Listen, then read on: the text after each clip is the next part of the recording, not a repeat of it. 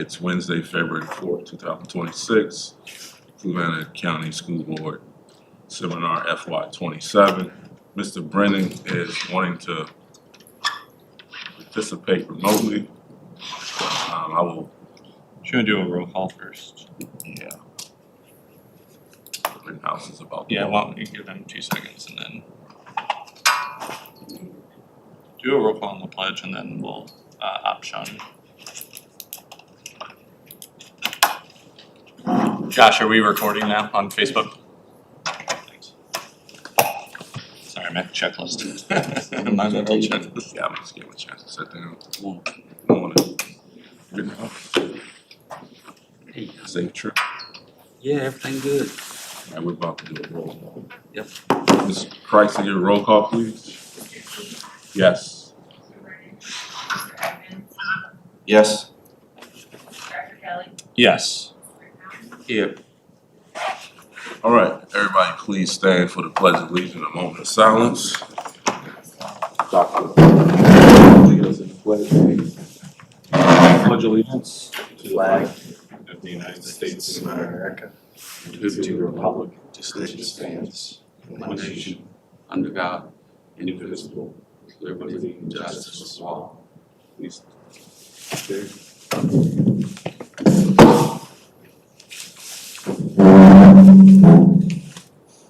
All right, everybody be seated.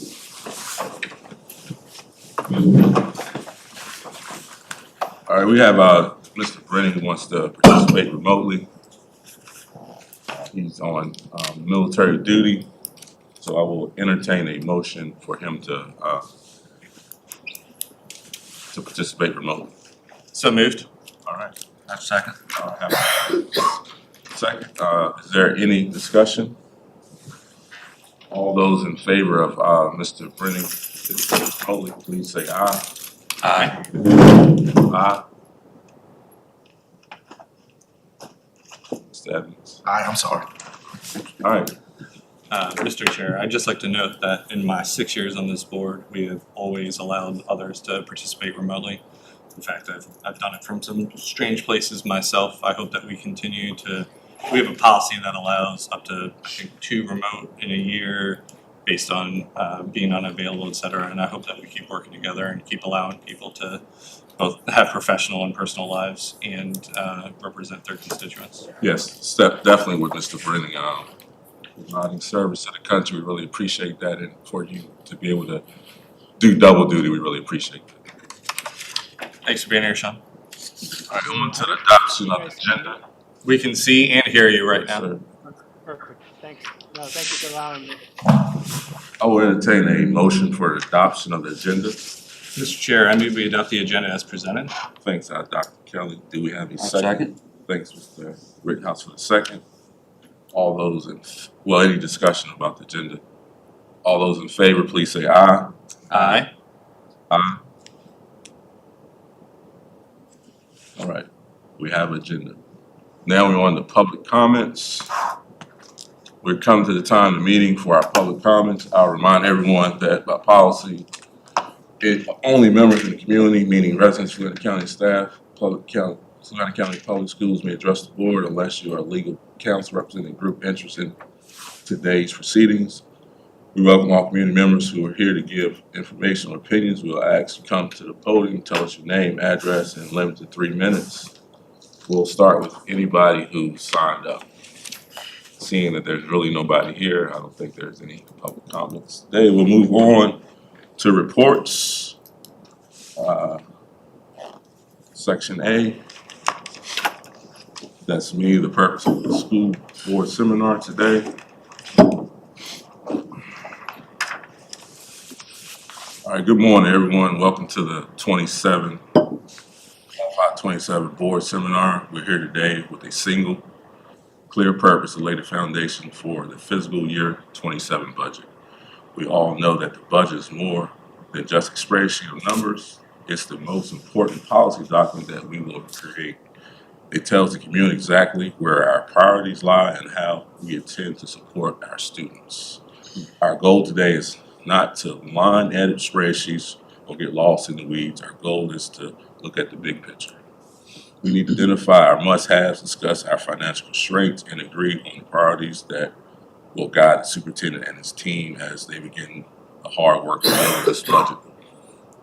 We need to provide the administration with the clarity that they need to return the recommendation reflects our values and meets our district needs before February 9th, 26. We thank Dr. Gretz is going to present the budget then. All right, on to reports B. That's Ms. Soares and Dr. Gretz. The floor is yours. Thank you, Mr. Key. So I'm just going to say a couple of words to set the stage. And the first thing we want to do with you is walk through the changes that were made in the Caboose bill for the current fiscal year. The most significant of which is a bonus payment. And Ms. Soares has done a tremendous job of analyzing for you so you can see exactly what this would entail. So we're going to go over that, and then we will jump into a lengthy consideration of next year's fiscal year. So, Jim. Sure, so just providing a cost summary of what the 2% bonus would look like for both school employees and cafeteria employees, and you can see the total amount would be approximately $670,000. There is a state provided money to go towards that, estimating about $289,000. So that would leave our local share at $382.50. And this is again assuming the state money is only for SOQ funded positions. In the past, when we've done bonuses, we of course have done a bonus for all positions.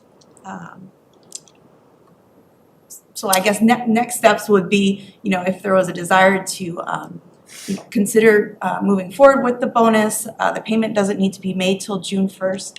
Of course, I think this was the governor's budget that was released in December. There could be things that change in the next couple of months. So, I probably wouldn't recommend doing any kind of payment until May. But just looking for direction if next steps would be to figure out of that $382,000 where we would be pulling that money from in our lines. And something I'll just add real quickly. I've talked with Mr. Dahl about, he's aware of this. There was not, sometimes there's a similar bonus added for state employees. There wasn't anything like that this year, so he doesn't have the same consideration for the folks that he works with. He is aware that this is included in the budget for us. And the only other thing I'll add, if it's worth anything, I typically, in my experience, I have not seen that an incoming governor changes the budget.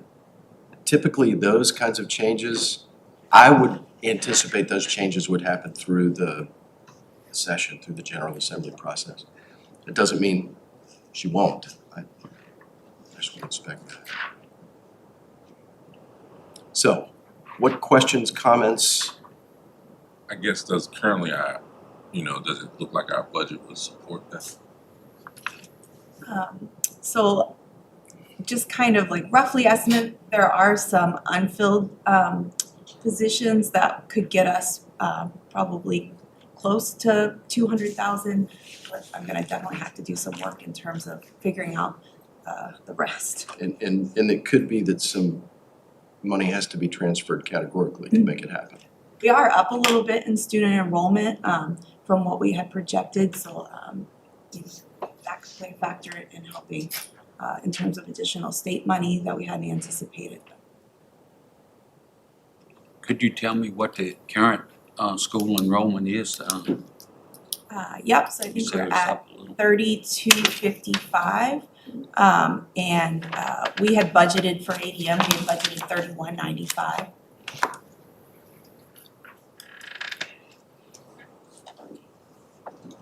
All right. So I guess I'll continue to articulate my frustration when administrations provide one-time bonuses that are a financial strain on this is fundamentally it's not a mandate, so it's not an unfunded mandate, but it is an unfunded bonus, meaning that we set a budget, we're working towards it to the end of the year, and now they throw in a wrench in it and said effectively come up with the 400 grand or like deny your staff what other divisions may get, even though these things don't impact their VRS or help them long term for retirement and savings. So I find it infuriating. This is a year in which we returned about $500,000 to the county, and this is $400,000. I am, believe it or not, fiscal conservative, certainly in managing my own budgets and in managing the public trust. And so for me, I feel like we don't have anywhere close to enough information about what the end of the year is gonna be. I'm wondering if we don't bring this table and bring it back up in May. I am disinterested in, if we're going to do a bonus, I want alignment with the county, and this is the first time in a while where it's been like a school-specific bonus and not the county, which is also infuriating because it doesn't allow us to we try to keep our staff similarly compensated, rewarded, bonused, et cetera. And this is one where it's us and not them. I don't have a full history of what bonuses and or raises the county has done versus us over time, but it does feel inequitable. And so I don't like telling our staff no, but in this moment, we don't know where that money is gonna come from and would have to work we would have to work to do categorical transfers and other things to make it happen. And so at this point, I feel like unless we are very, very confident in what we'll have left at the end of the year and have communicated and feel like we're in lockstep with the county as to the right thing to do there, I'm not sure I'm willing to vote for it yet. Thank you. One piece of information that might be helpful, and Gemma, correct me here, but sometimes the language that's included will enable localities to give as much of that as possible, and then the state share is prorated. This is an all or nothing thing, correct? Yeah. So just keep that in mind. We don't have the ability to just give what we want to, and the state will lower its share. We have to give it all or we don't get any. The other thing I'll just add is I do think that it would be really challenging for us to decide if we are gonna do it, we're gonna have to plan to do it. We won't be able to turn around in May and make this happen.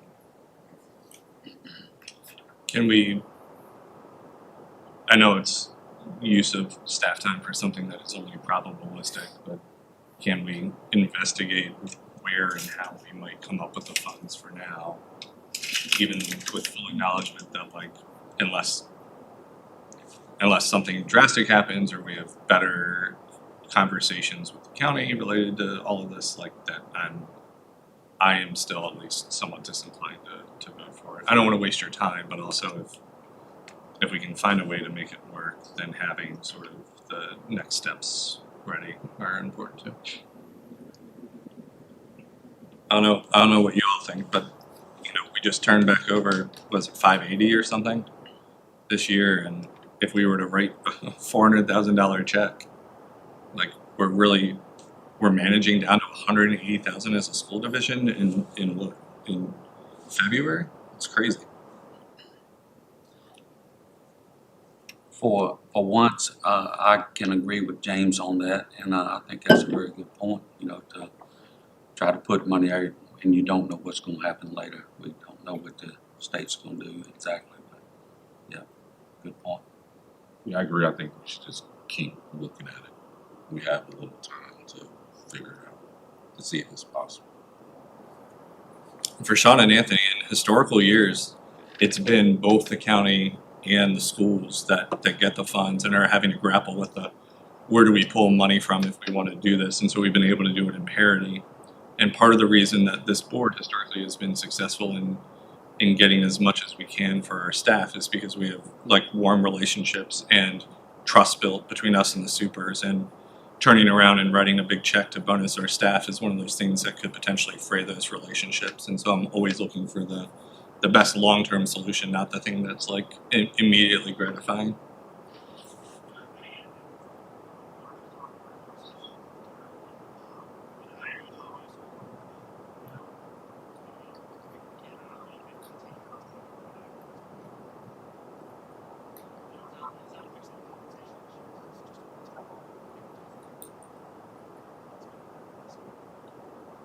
But I do value that a one-time bonus will satisfy our employees. I mean, it will be money that they don't have currently.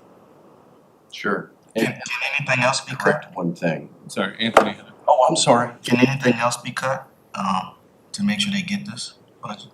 To be cut? Yeah, I mean, can we look at other avenues where we can cut I don't know about cuts, but we can definitely, or reduce something? I think we can tailor our spending for the rest of the year and around these things that we've not been able to, these positions we haven't been able to fill, to commit to making it work. I don't wanna promise we can do it. I just think that we're gonna need to spend the remaining months of the year strategically spending and potentially moving in such a way to support it if we want to do it. And I do want to let you all know, Mr. Dahl's response to me did include that there is potentially money that's included for constitutional officers, which is about 40 of his roughly 275 employees. I think his comment to me was that most of the county employees are not included. We'd also keep an eye on what they do. It's possible, given the state carrot of constitutional officers, that, which is usually what happens, whether or not the county decides to find funds in order to do that. Would it be similarly sized, 2%? For the, I'm assuming it's the same, but he didn't actually tell me. Yeah. Similar Yes, tentative it's bonus in 2%. June for, yeah, Okay. 2%. Okay, he didn't say that. so some of the thing about, one of the things I don't want to do, and I'm fine, my email is james-kelly@apps.fluca.org. Get all the hate mail here. I don't want to not hire any of the positions that we have open, that we are looking for staff, in order to fund this. Like, if there are positions that are in our budget because we need them and they're not filled today, we should still hire with the same intensity as we would otherwise. I do not want to close the door on any of the positions just to make a bonus work.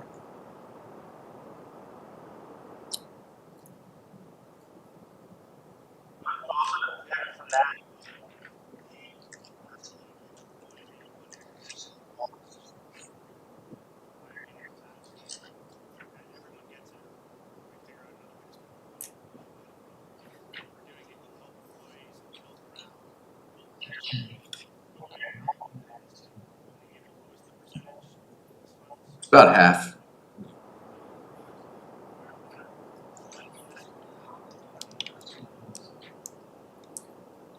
I don't think we have ever bonused, quote, SOQ positions, because it would be, one, immediately impossible to be like, this kindergarten teacher is SOQ and this one isn't. But I also absolutely would never vote for it, all or nothing. I'm in alignment with Sean. So sometimes they will allow us to take the state share and spread it over everybody, which would mean less than the 2% for everybody. They do not allow that this time. So you have to give the 2. But aren't these positions kind of, especially the cafeteria workers, I mean, they're on the low spectrum of the pay anyway. Sure, a lot. So that's why I'm definitely in favor of this, if we can find a way, because they're getting paid low anyway. So I can't look at a teacher that's making 50 or 60,000, regardless of what's fair or not, and then look at cafeteria workers and they're getting whatever Yeah. percentage is hourly. That's not fair. Not all teachers would be covered. I mean, it really covers the spectrum. Your point is well taken, though, absolutely. Yeah, and cafeteria is an independent budget and needs to be self-balancing, et cetera.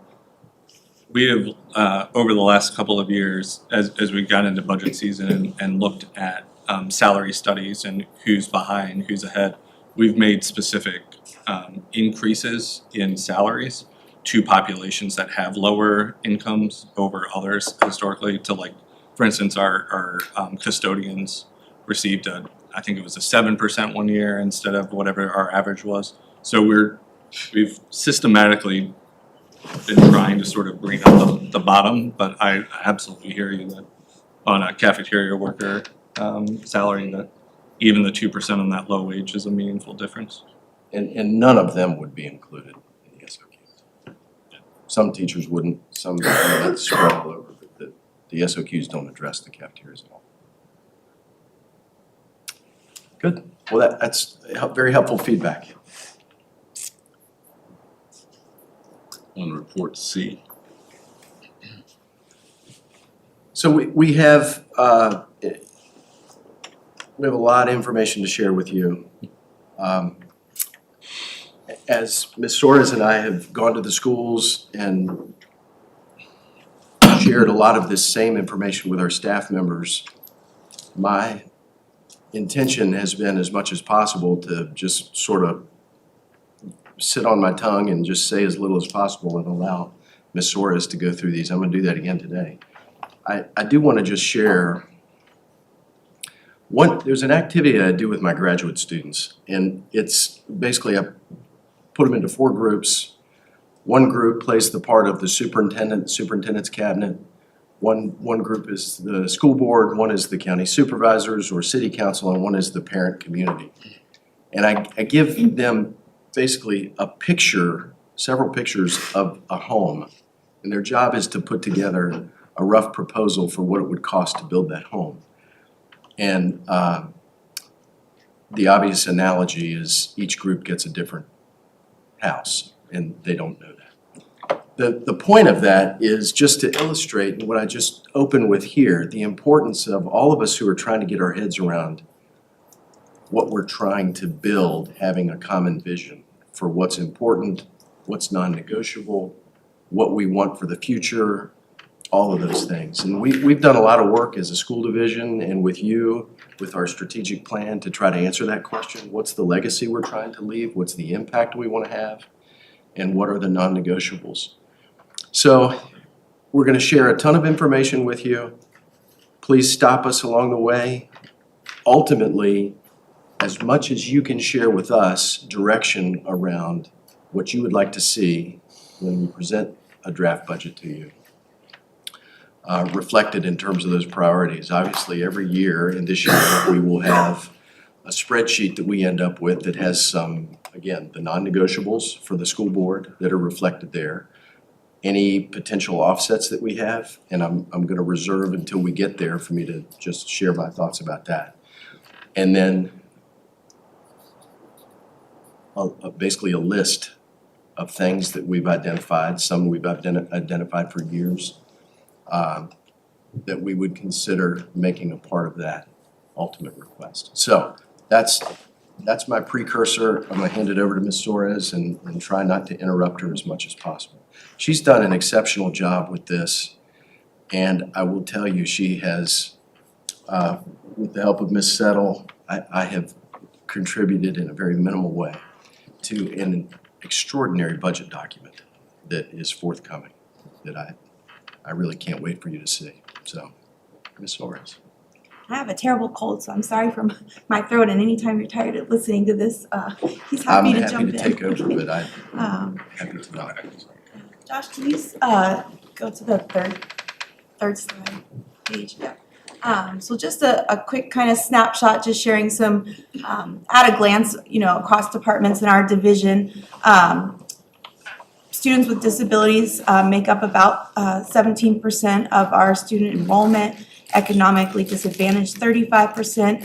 3% are English learners, and just highlighting those student groups, just in terms of budget implications, they impact both expenditures as well as money that we receive from state and federal. Average student ratio is about one teacher to 20 students. Our 4-time graduation rate is at 95%. We serve about 65% of students are eating breakfast, lunch daily. We transport 2,700 students. We are 1-to-1 in terms of student computer ratio.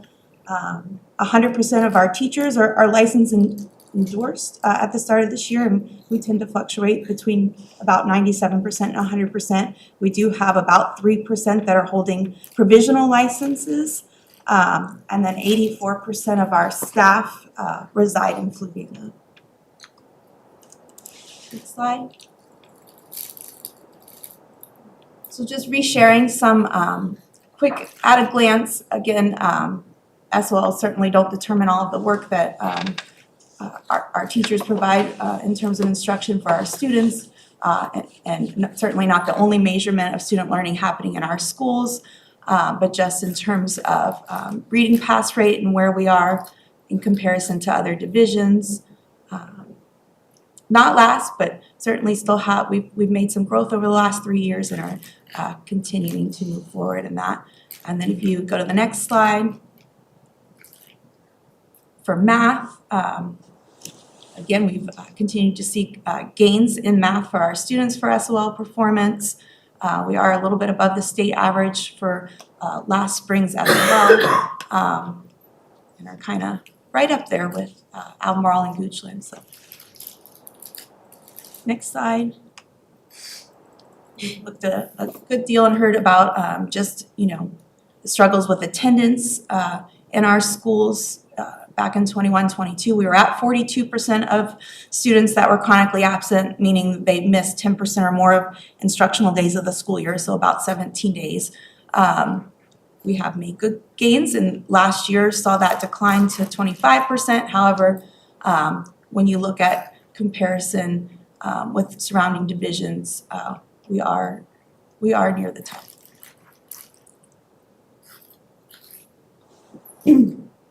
There's again our 4-year on-time graduation rate. This was the 25 cohort. Next slide.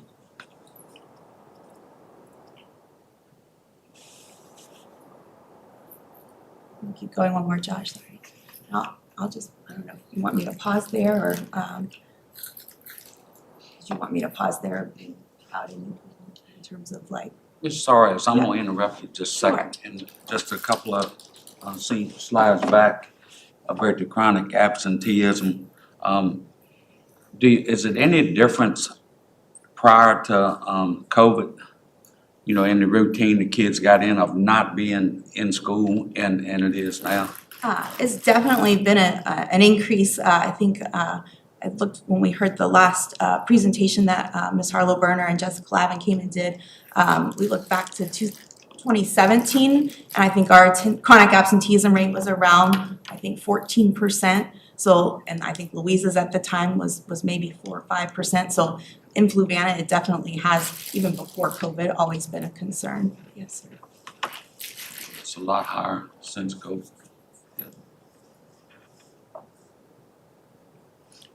What was your question here, Jen? I didn't know if we wanted to pause or if you had any commentary just in terms of needs and. But while our absentee rate is high, our graduation rate is at the top. Above Louisa, who does an excellent job of getting kids into school, but their graduation rate is not at the top. We definitely have always, I feel, worn in Fluvanna kind of a point of pride of we will do more with less, and sometimes though. I think I'll reserve any comments that I have related to that to where we get to the slides that you have later about the staff. All right. So this was our, for this fiscal year's, just our original appropriation, and you can see there about 55% comes from state funding, about 2.5% from federal, and the remaining comes from local. On the next slide is a look at, again, this year's appropriation and just categorical. So the majority definitely is falling within instruction at about 76%. And then technology, operations, transportation is about 7%. Just stories. The next time if you're able to do this relatively easily, I know that Ms. Johnson had always trumpeted a statistic around what proportion of our total budget goes to salary. I think it's roughly about 80%. Yeah, it's about 80% of, and again, salaries though are hitting all. Yeah, it's hitting all of them. And is that including, and when we get to like salary and benefits, it's more like 90? So I guess compensation Yeah, is hitting compensation. about right. 80%. About 80, thank you.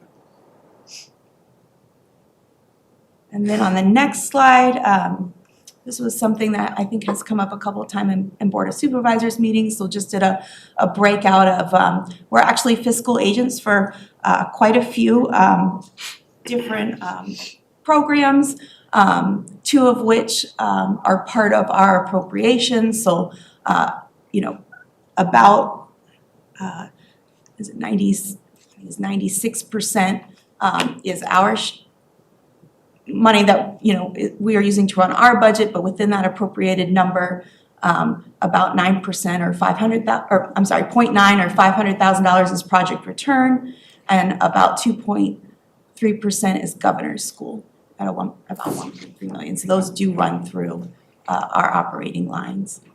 We also serve as fiscal agent for VASCL and PrEP, but they do not run through this.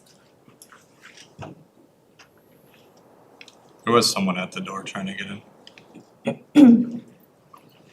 Sorry.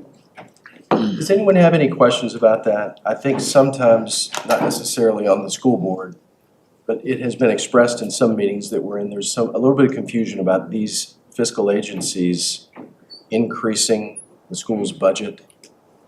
It's flow-through money, it does not increase the budget. It just looks like it does because it flows through. I just want to make sure if we have any questions there, we can iron all that out. I think there was some question at the county level about whether or not this would impact our local composite index formula, and it doesn't. Sure. And on the next slide is, we've taken a look, we're aware that our local composite index for Fluvanna, which really has formula that they use, it has no bearing on school data. It's true value of real property within the community, adjusted gross income and taxable retail sales go into that formula. And we did increase from 0.39 to 0.41, meaning we will be receiving less state money, and the state expects that the locality can afford more. So, and so this is one of the areas where I'm gonna have to just do some homework, because you shared some remarkable numbers in terms of how they ultimately calculate the LCI or what's changed year over year. And I don't have the doc in front of me, but I think the statistic was that the adjusted gross income for Fluvanna County went up 25% between the two measurements. I think it was. We can pull that up yeah. if you want to. I think it was 20. I mean, you don't need to pull it up because there's nothing we can do about it and there's no bearing, but I am still remarkably astonished. And it was something between 20 and 25%. It was almost a quarter from what I remember. And I am still having difficulty understanding it, how on earth our adjusted gross income went up 25% as a county, unless it is like population growth plus, like, I don't know. I don't know the last time someone got 10% raise, let alone 25 over this sort of time frame. Yeah, it was 22% was the percent change for Fluvanna, and the state average change was 4.9. So that was definitely one that, all the other factors were pretty much in line with state average, but that one did stick out. And so I guess if it's aggregated, it could be a function of people moving into the county, so it's just population growth. But I'm not sure that we've had that much population growth to impact the AGI that much. It's a number that, like, It would feel like people moving in and people moving in with astronomical salaries. yes. I mean, I don't think we have a billionaire class here in Fluvanna, but that AGI number just, it honestly just feels wrong. And I don't know. I'm gonna have to go back and look at surrounding county data, and I appreciate you all. I promise I didn't do the math on that. I know that you didn't do it. You can go to I blame nobody. BDOE's website, and they do have these charts available. It is just, it's otherworldly and a statistic that I cannot square in my head, and it's been with me since that meeting. So maybe time for me to do a little work. But that has real impact for us. I mean, a 2% change in the, or a 0.02 change in the LCI is big. So if you go to the next slide, So this is a look at our revenue sources for Fluvanna, just across, looking back to 3 different fiscal years. And you can see the decline in federal, that's in the pink, that was a lot of that CARES, ESSER, COVID monies that we were getting from the federal government. So we pretty much returned to a pre-COVID sort of federal funding level. And then, local and state have continued to increase since FY23. And on the next slide is a look at our local funding requests. So what's in yellow is the appropriation that we received from the county. What's in light gray is the request that we made. So you can see in FY23 and 25, we were pretty well aligned both in our request and then what was appropriated. And then in FY24 and 26, the request was a little bit higher than what we received.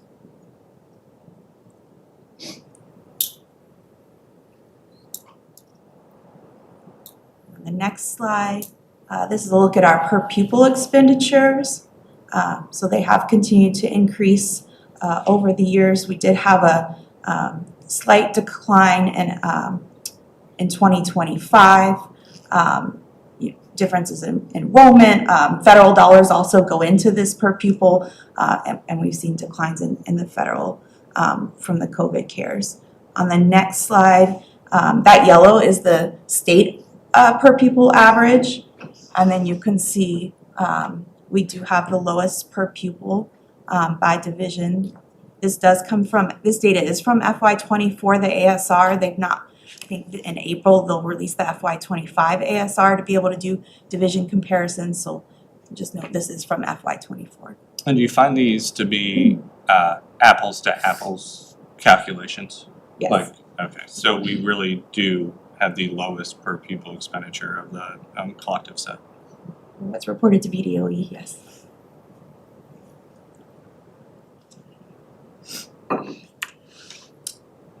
If you look on the next slide, there's just a different way of looking at that same data again by division, but just breaking out that per pupil by funding source. Federal here is in yellow. You can see Charlottesville and Buckingham and Louisa receive considerably more federal dollars. State is in red, and you can see localities that have a lower LCI are receiving less of that state data, and then blue, that is local. So where Buckingham's total per pupil rate is a little higher than ours, it's not that their locality is giving more, but they're receiving more in state funds and their and federal funds.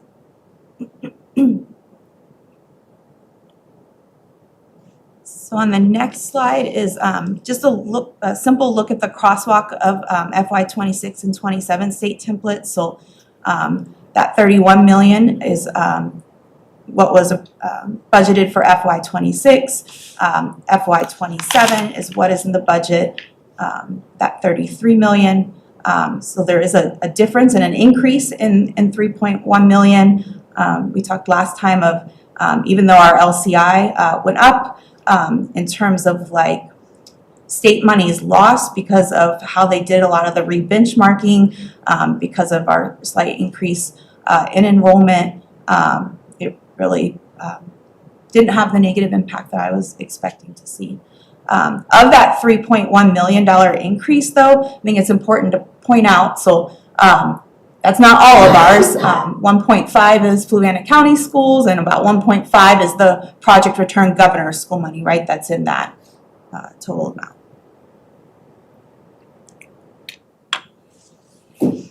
Josh, if you want to skip ahead a couple slides to student enrollment. So here's a look, and again, this is just trying to do apples to apples. The best thing I can use right now is the 24 ASR that's been, so just note this was fall membership that was reported, and this is enrollment, not the ADM right for funding. So that's a look at our student enrollment compared to other divisions. And then on the next slide, sort of enrollment trends. So there's that 3195 that we had projected and budgeted on, and the actual what was reported in the for an ADM was 3306. So that's that increase in student funding. We are projecting a little lower for next year. We've got a really big class of seniors this year that are graduating. And so unless kindergarten comes in really big, or, you know, we are continuing to see higher enrollment, particularly at Harrisbrook in the middle school of students transferring, moving into the county. That number could be higher, but I think it's probably better to project low and then be pleasantly surprised when it's higher. And then the very light blue is Weldon Cooper. That study VDOE looks at, and you can see that it's pretty, for this current year, 2026, was pretty close to what we saw. And the next slide is just really messy, but if you're interested in like population by grade level enrollment, you can see on the very far right, grade 12, that's where we've got that really high enrollment for senior class. So when we roll all these students up, you know, we are expecting, you know, about 45 kids less next year. On the next slide is, again, enrollment for this school year currently. That's our current enrollment, and then just what that looks like in terms of average class size. Keep in mind that's an average, so it's not to say, you know, that there isn't a fourth grade class that has a little bit higher, or a first grade class that has a little bit lower. Also high school for grades 8-12. 1 to 20 is the average for like your core content classes, but when you start looking at like CTE and elective programmings, many that are like capped by the state at 10 or so kids, it brings that number down. Ms. Soros, I'm gonna just say something. You know, I went to elementary school in Virginia Beach, and I remember vividly in 5th grade, we had 34 students in one class, and one teacher. And she got the job done. I know it was hectic on her, but that's pretty good ratios as far as I'm concerned. Well, when you think about if, you know, we're struggling to be competitive with compensation, this is another way, I guess, you could be competitive in terms of lower class size. Of course, I understand the argument to the others. Yeah, the only thing I would just want to offer, not to be combative at all, Mr. Rittenhouse, but I do think there's an argument to be made that the needs that we have in classrooms now are just overwhelmingly different.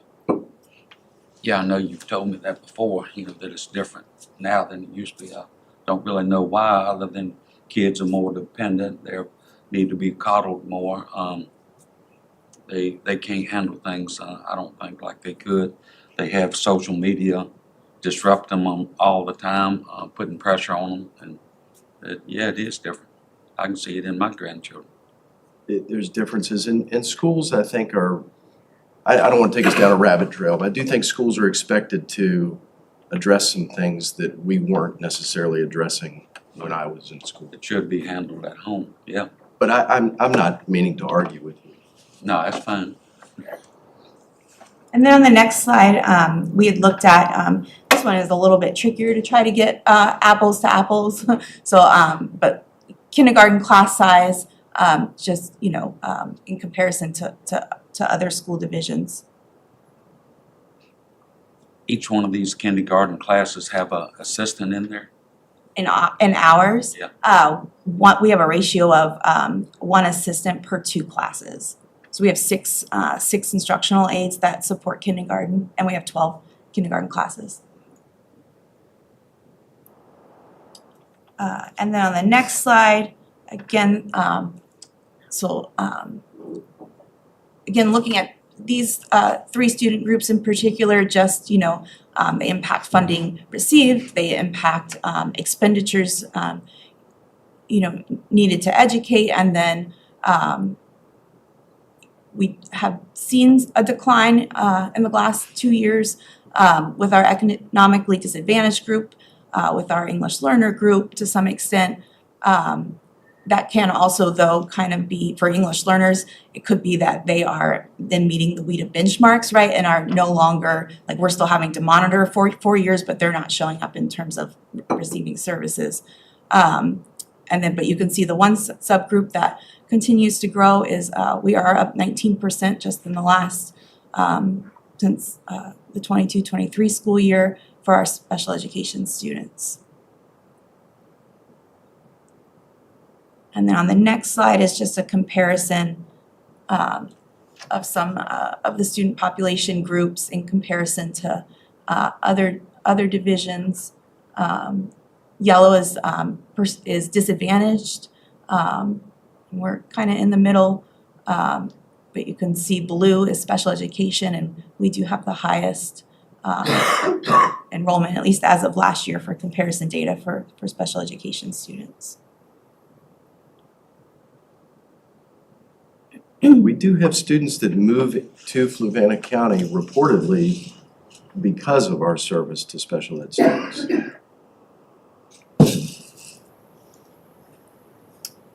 Josh, if you want to. I think that's an externality of our special ed team doing a fabulous job for our kids and meeting them where they are, and No question. I think that that's something that you both can't prevent and shouldn't tailor services to prevent, but Sure. is potentially an inevitable outcome from doing what's right for our students. And so I think that's true, with fewer resources than these other divisions have. Yeah, that's one thing when I was door knocking on the campaign trail, that was one thing I heard time and time again, that they really appreciate our special ed services. There was a few families that were leaving, they were scared to leave because they didn't know what type of services they were going to get in the school. Josh, you want to keep going to the right there? So there's a look at our staffing by category. We have about 580 people on staff. Again, about 84% reside in Fluvanna. I think about 78% are teachers that reside in Fluvanna. And then you can see, instruction again, largest percentage of staff is at about 70%, followed next closest transportation at about 13%. We have about 288 teachers and 80 instructional assistants. We have 14 building administrators, 64 bus drivers. And then I think we're currently at about 25 for food service, and that number has been a decrease.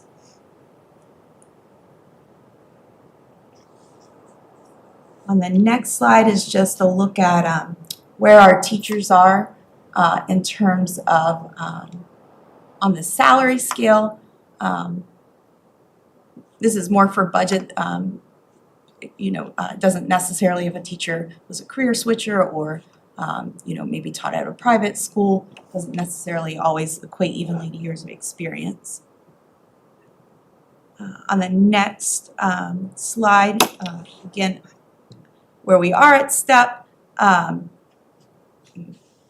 assuming that those 17 on step 25 are, it's a true like VRS number. We are anticipating possibly in a few years having a pretty big hiring season, quite possibly. On the next slide is a comparison of staffing by division. So red is the number of instructional division positions. And to try to make it as best apples to apples, it's the number of positions that each division has per 1,000 students, since Albemarle has, for example, has way more students than we do.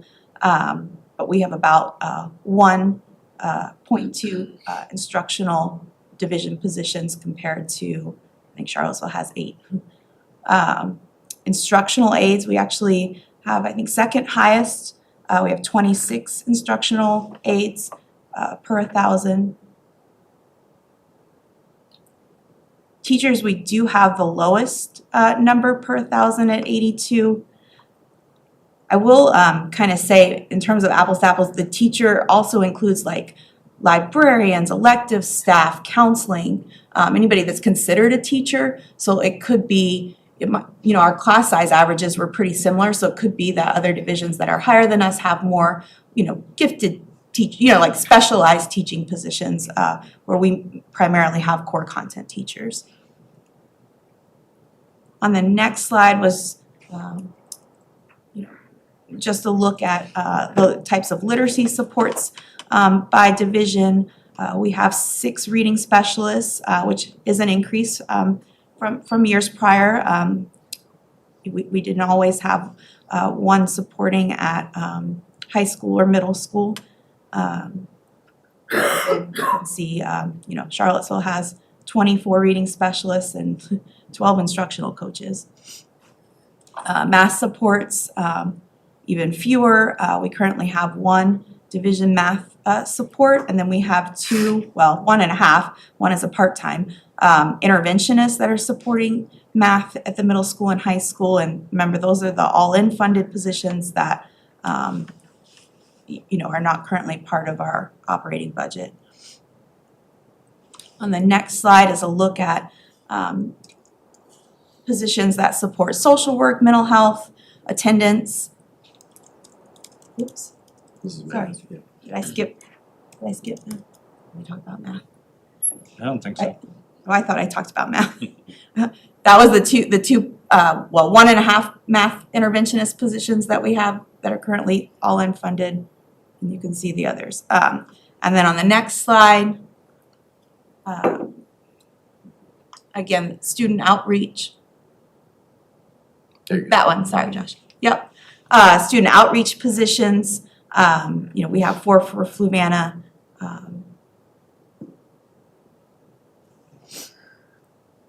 And then on the next slide is just a recap of the positions currently funded this year with the all-in money. That money does expire at the end of the year. It's about $360,000 that we had in this year's budget supporting 1.5 math interventionists, one of our student support specialists, and then 3 instructional aides. And then if you go one more slide, this is just a look at division leadership structure, just in terms of before 2018. And then the next tier down, 2018 to 2025, and then the last row where we're at for this school year.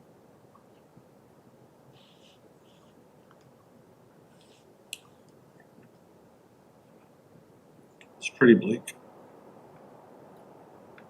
Yeah, I mean, this slide coalesces the several slides I used last year to demonstrate how these things have happened.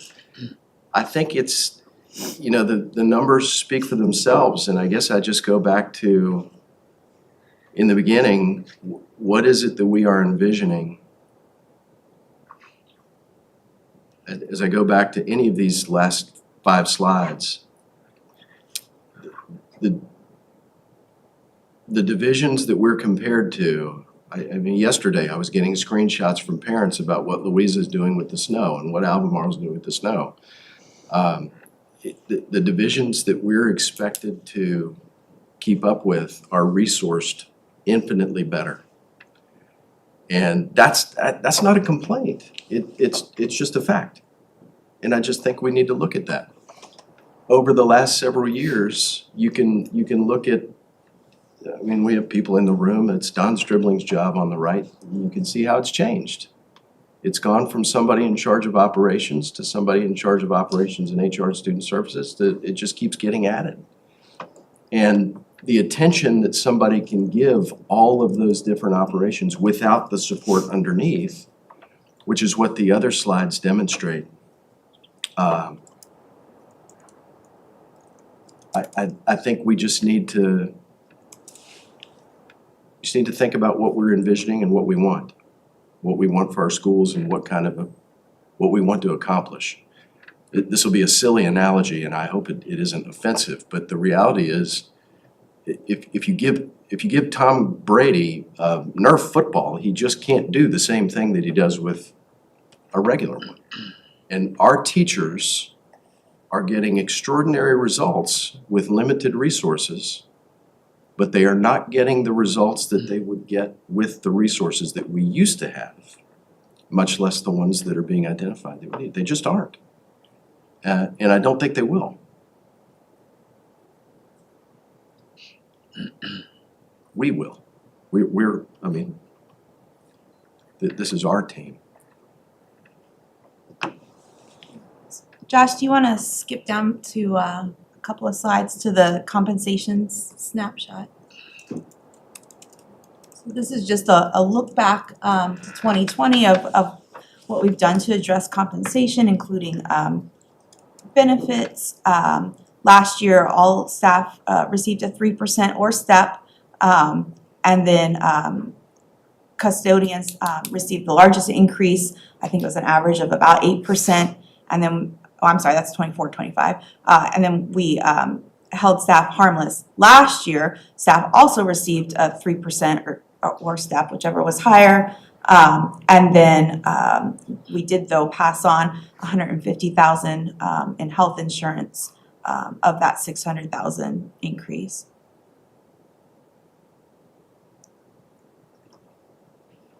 If you look on the next slide, here are some different scenarios, again, assuming staffing stays the same, of projecting for next year what a step would cost, a 1%, a 2%, and a 3%. And again, it's 2% or step, whichever is higher, 3% or step.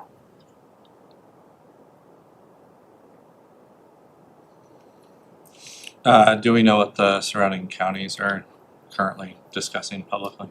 I don't know about publicly, but I do know a couple of that way, and that way are 3% is what I'm hearing. Well, Charlottesville is doing, they have an anomaly proposal on the table of 4 to 6.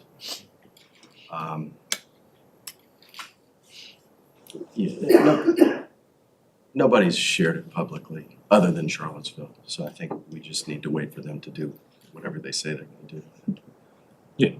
I just wanted to know what But the I- conversations yeah. were. So on the next slide,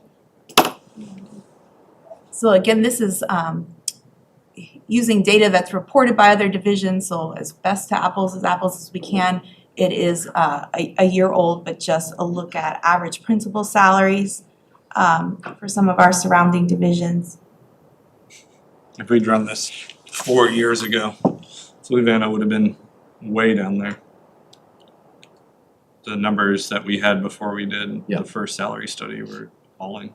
The board has made incredible gains in this regard, no question. And the next slide is assistant principal comparison.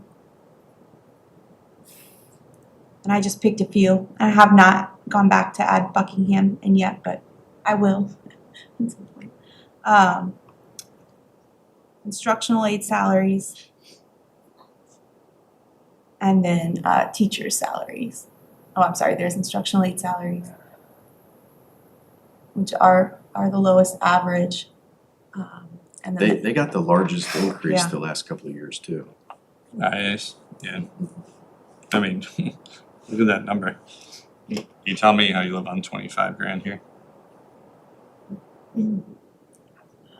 and then teacher salary average. And these averages are gonna be influenced by where people are in the step and Absolutely. and And stage. I want to point out about Goochland's too, because they do something different with, like, if you have a master's and a 4.5% of the salary as opposed to like a stipend. And I do think, I don't know if for some reason it's not showing up. I was surprised by Goochland's, but Those stipends are not included in their salary. They do a 4.5% for a master's, 5.5% for a master's in your teaching area. So I do think those salaries would be a little more. And ours are included, or are not included. They're not, Ours are also not included. Got it. but they're a flat, Right. Ours are 2,000, flat. 2,500, whatever it was. much less than 4.5%. And then on the next slide, we looked at just trying to figure out what does the end of the teacher's scale look like, and everybody in that chart below is all over the place in terms of, we go to step 35, Goochland goes to 30, Buckingham goes to step 37, and you can see the supplements that they give on in addition to a bachelor's. But so at the first chart, just a look at comparing, okay, step 29 towards the end was sort of the best point in time or on this scale for comparison. And this is something that's been, widely debated for decades. And every year we do have people at the top of our scale who ask us to look at the way we are addressing raises for people at the very top of the scale. And there are different thought processes around where you invest. Are you trying to recruit at one end over the other? Are you trying to, communicate value at the other end? At one time in Fluvanna, many years ago, there was a concerted effort to deal with the belief that people were leaving at a certain time. I want to say it was 7 years. And so there was an extraordinary raise built into the scales at step, I'm saying 7, was it 7 or 15? Maybe it was 15. I think it was 12. Yeah, And whatever it was it like was. $7,000, which just heard every year you get a large cohort go across the top. Yeah. So that compression, you've dealt with that. I'm just simply saying that's kind of what this question is. What are we communicating with those salaries at the top end, and how do you want to invest in retaining at the top end? To be fair, they're not getting nothing, right? Oh, Or no. they're getting the average of our raises. So they're just not getting the or step, which is higher. They typically would get a COLA. And so if everybody gets if you give the scales a 3% raise, if you're off scale at the top, if you're 37, you would get a certain percent raise, a COLA increase. And it's different year to year. Is it? Last year it was 1.3? Yeah.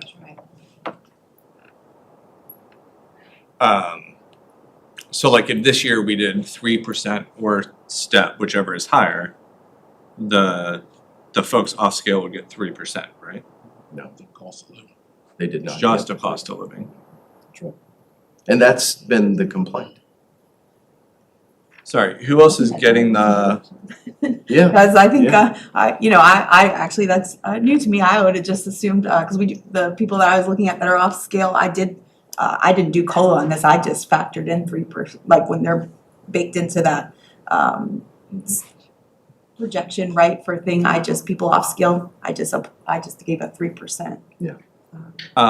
Can we, for next time, have the graph with lines, so salary by the salary scale across the 35 years or what have you? I don't think I saw it as I flipped ahead for a moment, even though I'm trying to resist.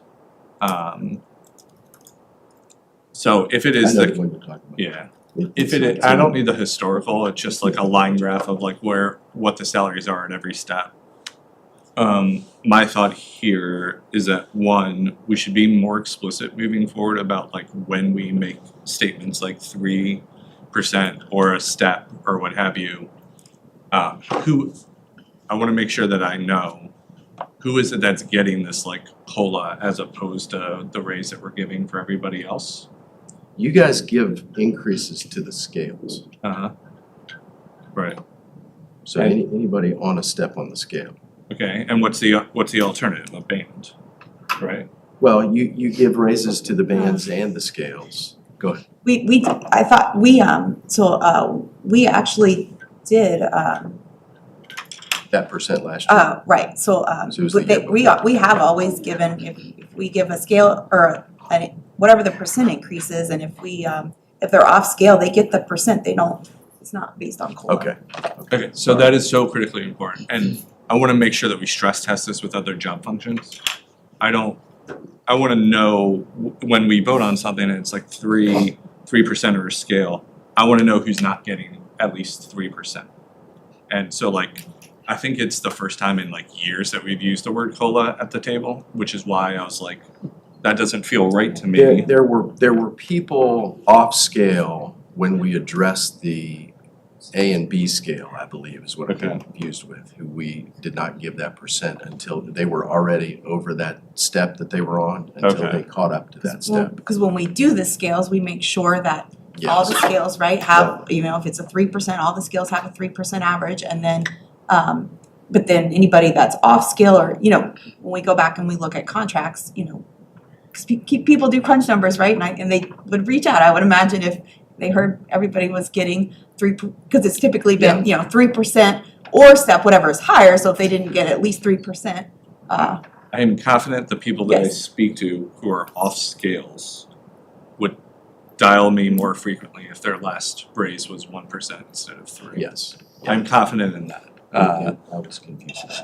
But it's important, I wanna make sure that we know it this year when we're voting, like, to be clear about if there's anybody that's just getting a COLA, I wanna know what job function so we can fix it.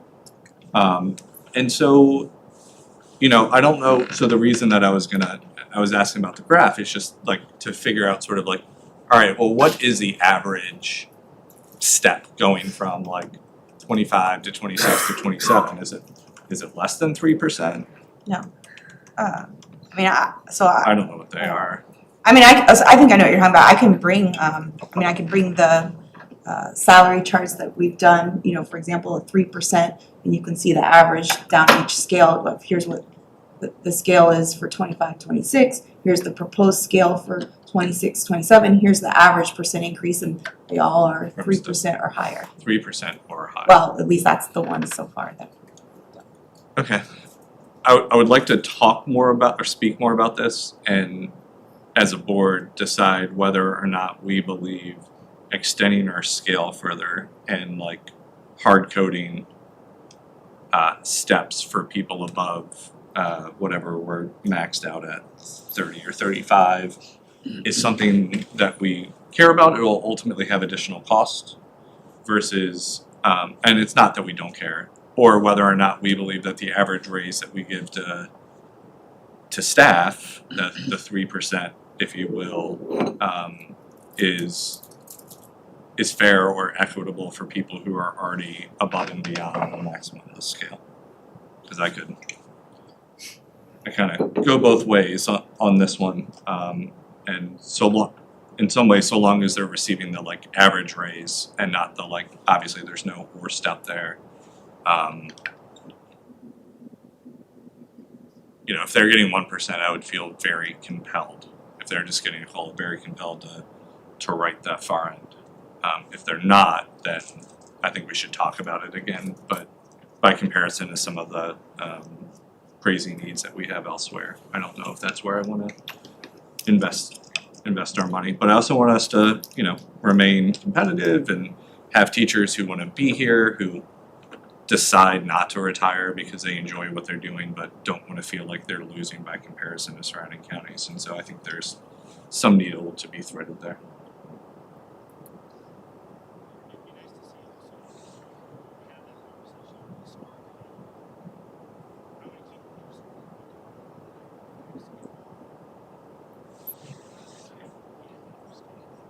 That slide, that's. Yeah, so Sean, if you're in your stuff, our thing caps at 26, sorry, where is our scale cap, 35? If that's the case, actually, I don't believe that that the slides do currently have that number of who's off scale. So for those who didn't hear Sean, he was saying he would like to know how many teachers fit in that category that are off scale. And I think it's Well, there's 6 right now at step 35, Uh-huh. but some of them are step 35, and I don't know if that's number 6, how many are off scale? Is that what we're, is this scaling, sorry, is this page where we, slide 32, the teachers by step? is it everybody, so this would add up to the 288? Okay, so it looks like 6, Sean, at most. No, totally, but it looks like that page 32, 31 is inclusive of people off scale, and that the people who are at step 35 or higher currently is 6.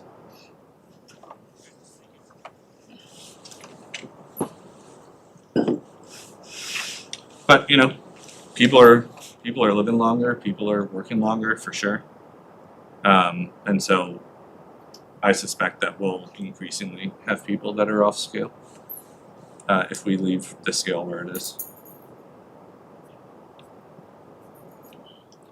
So on the next slide is just a look at our vacancy rates comparing to Region 5. And, looking pretty good or are staying competitive in terms of filling our vacancies. Particularly if you go to the next slide, 149, our bus driver vacancy rate is about half of what Region 5 for last school year. Ours was about 3.7% and Region 5 was 6%. Bus drivers outside of recent class. The class. Do you remember, Dr. Stribling, how many drivers she had in the most recent class?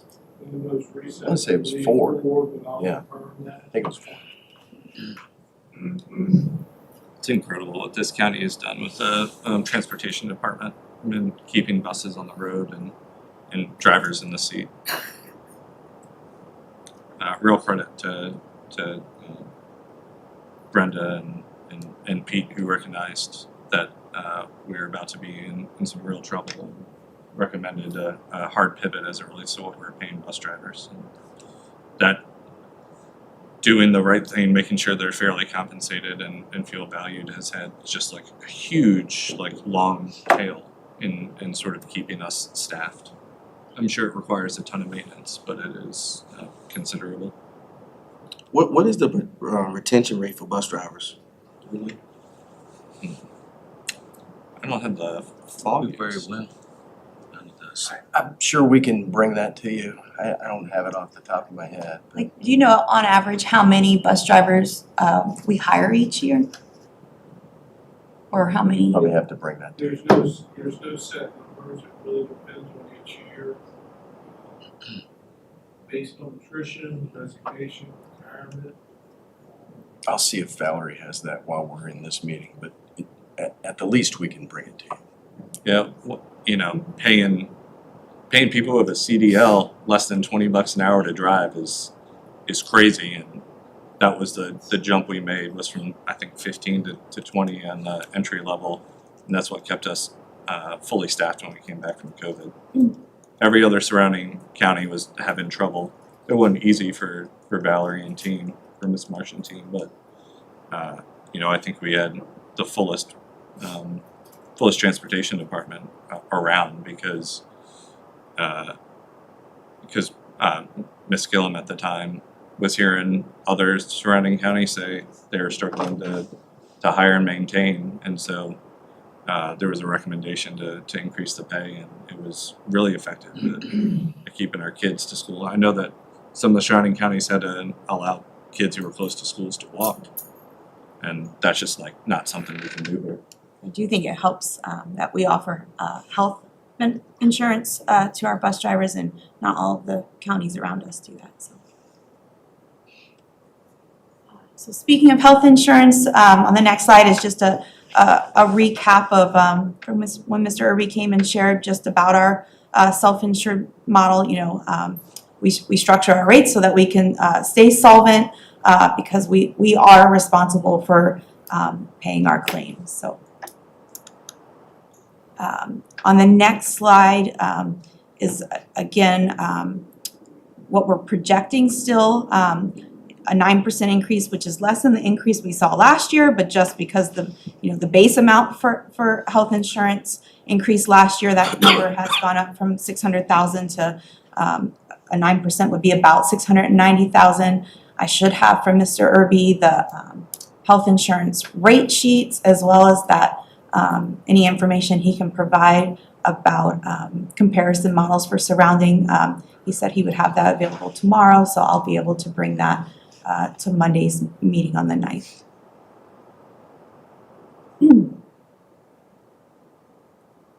On the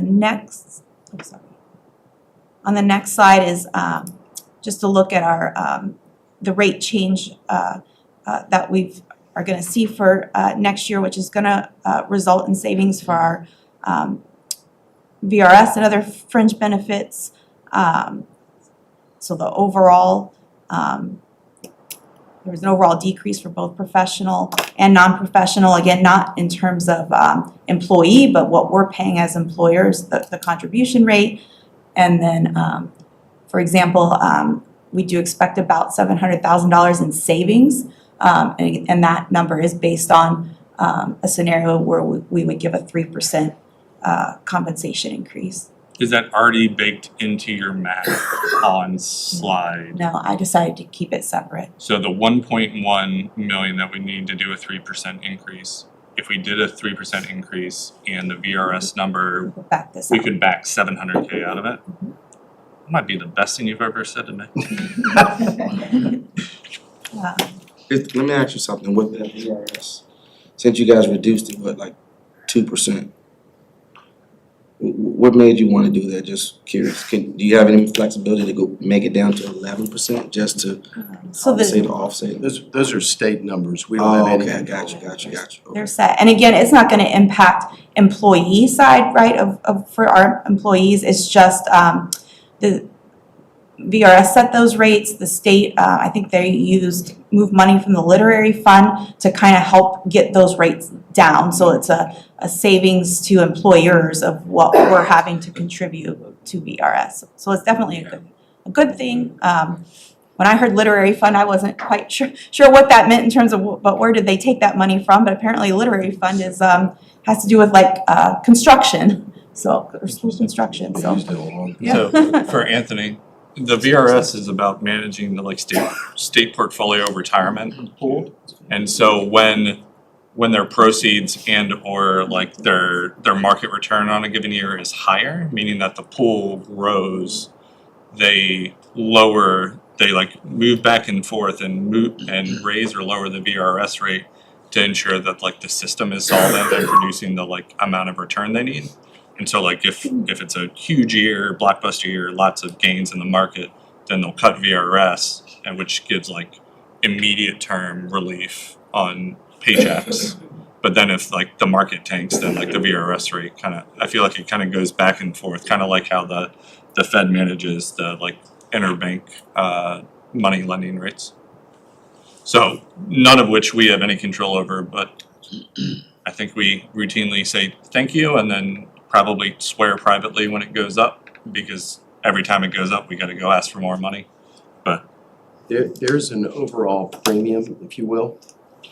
And this is the share that that you as a board are responsible for. And there is a set amount, there's a set percentage of everyone's salary that the employees have to pay into it. I am under the impression that's still 5%, but it may have changed the last couple of years. But that doesn't change. We don't have any control over either of those. But even when this fluctuates, what comes out of their check doesn't change, and their benefit doesn't change. What you will have to contribute might change every 2 years. On the next couple of slides is some information about our cafeteria food services. While it's a separate operating fund outside of ours, we have been supporting it this year, same as we have in past years with student debt. This year it's been in terms of offsetting a reduction in what we've been seeing for reimbursement from our CEP program.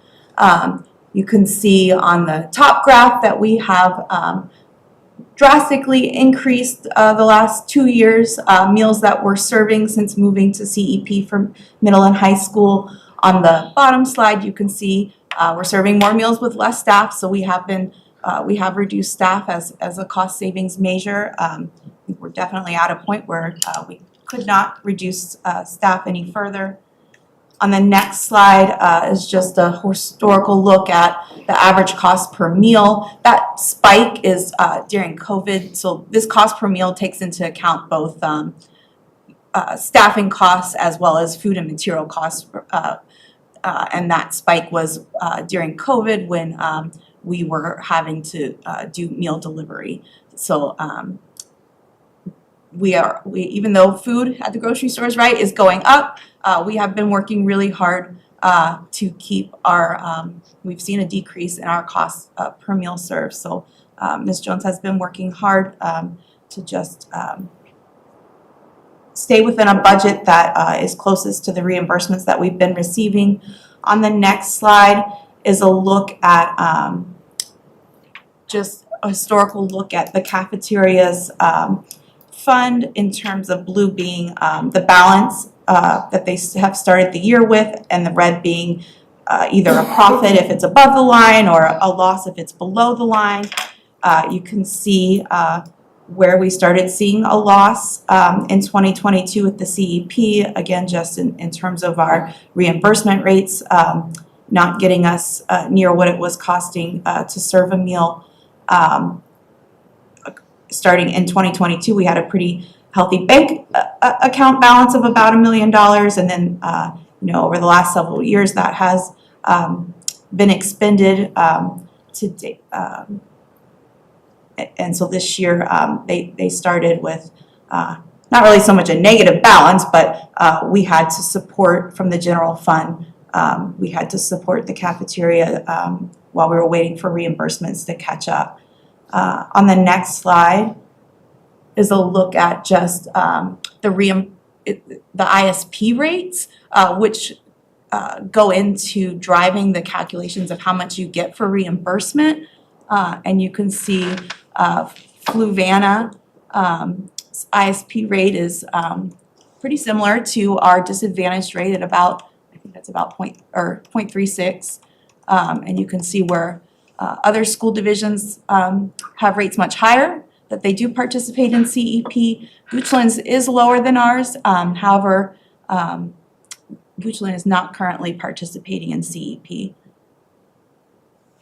So that ISP is the identified student percentage rate, and that is calculated by a multiplier, and that's how they determine that reimbursement rate. I think it's important for everybody to take in that slide. That's the portion of the cost of the meal that is being returned to that school division. We get about $2.89, I think, for a lunch reimbursement, where Louisa gets almost $3.50. So question for you, so at the elementary school, a kid gets a lunch for free. If the faculty or staff want something to eat there, they're paying full price for that meal? Okay. I've been told that when faculty go in and get something to eat, they're getting the same small portions as kids would get. For me, I love to eat. So giving me 3 chicken nuggets, that's not gonna satisfy me at all. I would think everybody would agree with that. Yeah. Is it anything we can do if a teacher's paying full price Yeah. to make sure that they get, and I'm not saying an abundance of food, Sure. but a better than kid average portion? Yeah. So we've looked into this in the past, and we'll look at it again, because I've heard that recently as well. The deal with, so none of this is, no reimbursements come to the school division for meals that are served to adults. So they have to be priced at a way for her to break even on adults. So the way they do that is the adult meal is supposed to be equal to the meal that's served at the high school. So if I'm at Central Elementary and I get a lunch there, I should be getting the same thing that a 17-year-old kid is getting at the high school. I thought we had resolved that, but I did hear something just a couple weeks ago, so we just have to look into that again and make sure that is happening. But in terms of our ability to do a larger meal than what's being sold to students, well, it's not being sold, what was being provided to students at the high school level, she'd have to charge more, or we would have to give her more money to make those. Because right now she's just breaking even on those. There's no money the state gives us to feed adults. And have you guys, I mean, someone sent me a picture a couple weeks ago about what the food looks like. I think I shared that.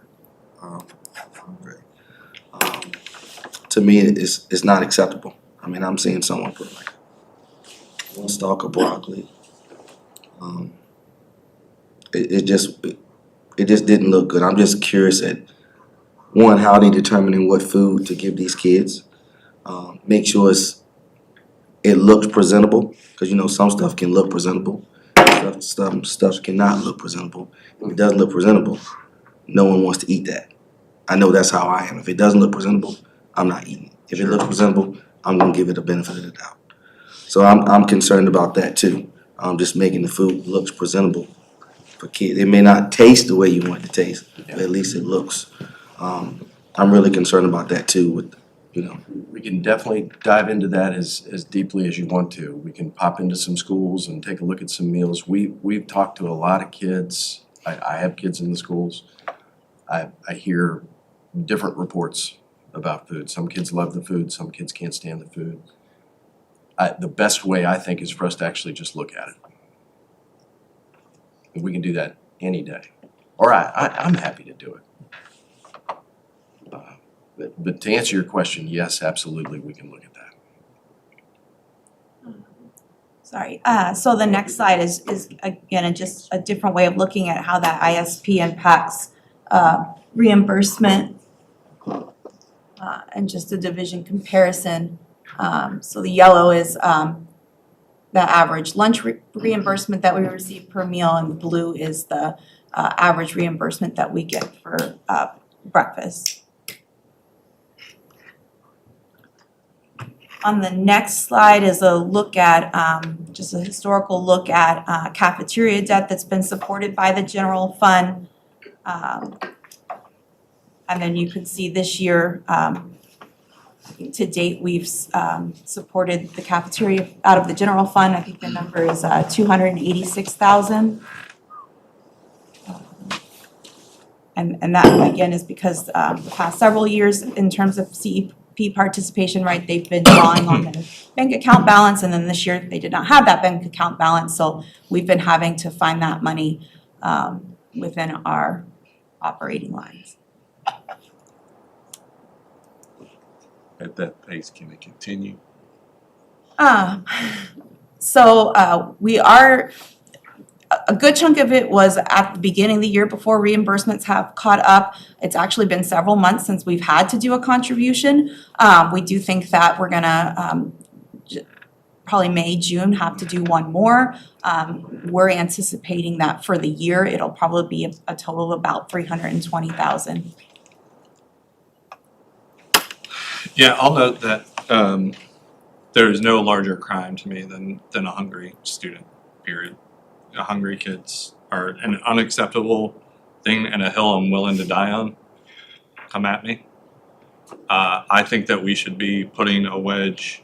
So this is not a provide relief and then don't work. This is a yes and. I think that we should be adding a line item to our budget to help support the cafeteria budget in the amount that helps them break even.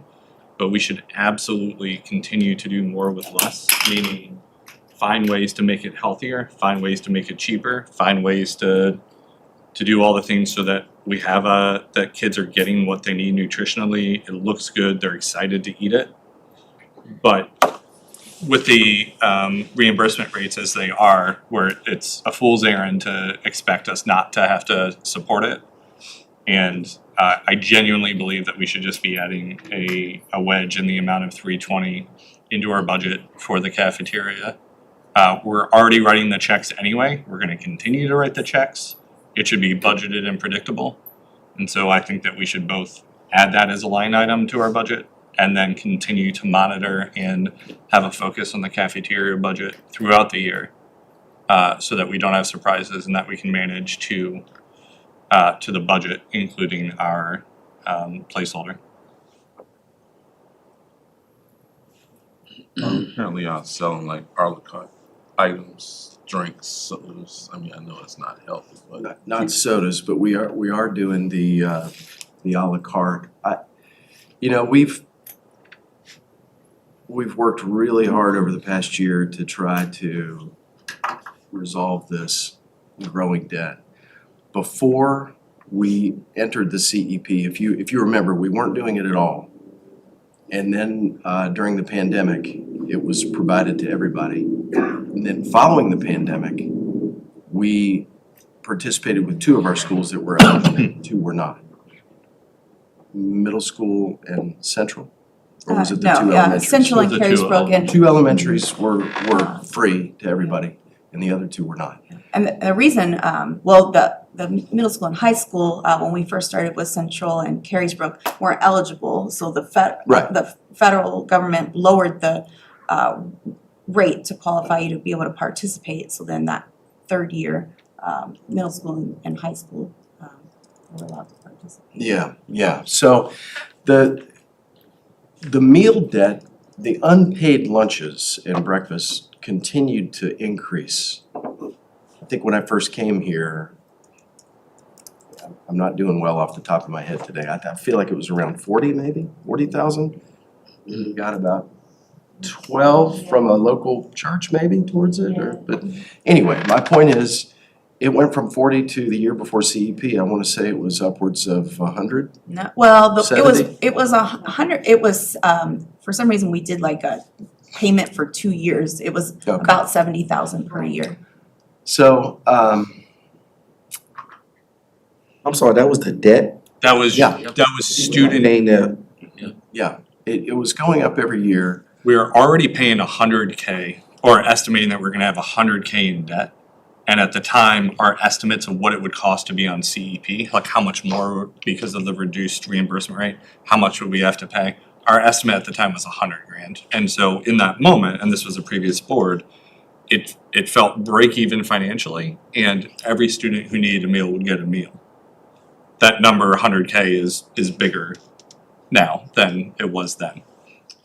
Yeah, and I mean, it was hard to model what it would have been. It doubled with 2 schools not paying. So what would have been if they had been paying? We don't know. We tried to do everything. We started selling à la carte items. We're having to scale that back a little bit because we have to control the, I don't wanna go down a rabbit trail unless you want me to, but we don't want elementary kids whose parents are putting money for à la carte buying 7 ice cream sandwiches. Yeah, regardless of how much revenue that brings in, we have to be careful about that. But my point in that is we started selling the à la carte, which we weren't doing during the pandemic. We started bringing breakfast to the classrooms. We started making, and they're still doing, the breakfast to go where kids can just walk by and they can get it on their way. Doing everything we can to provide more meals, to sell more meals. We reduced staffing. She's done everything to try to reduce the cost of the meals. With all those reductions, we're providing more meals than we ever have. Not just more in the last few years, more in the last 10. We've never sold this many meals with as few people. And the reimbursement rate is so little for us because of how that number is calculated. It would be, I'm not suggesting that you consider this even, but if we say like, what if we went back in time and didn't do the CEP? I don't know. I don't know what that reimbursement rate would have been. We wouldn't have cut the staff, so we would be paying more for personnel. But again, it doubled when 2 schools came out of the mix. What would it have been with all 4? What would it be now if we went back? And I'm saying this just to give you the information. I'm not saying this because I think we should be doing any of these things, but there's been a lot of work in Virginia to make sure that school boards don't and are not legally able to collect that money other than just asking for it. That's probably an awkward way to say that. We're not allowed to send Can't lunch debt to collections. do the things that sometimes the community expects you to be doing to get that money. So it leaves the board in a really difficult place with increasing mounting debt. What we had to do, and what we did with the board, was to try to figure out, disregarding the benefit of free meals for everybody for just a minute, which one financially is gonna be, will it be a wash? Are we gonna be coughing up more unbudgeted expenses at the end of the year for unpaid meals that keep increasing?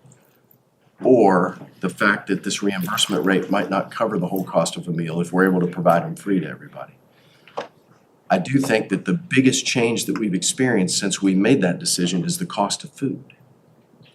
None of these things, none of these calculations from the state or federal government are considering the increased cost of food. So the reimbursement rate is what it is. The staffing is what it is.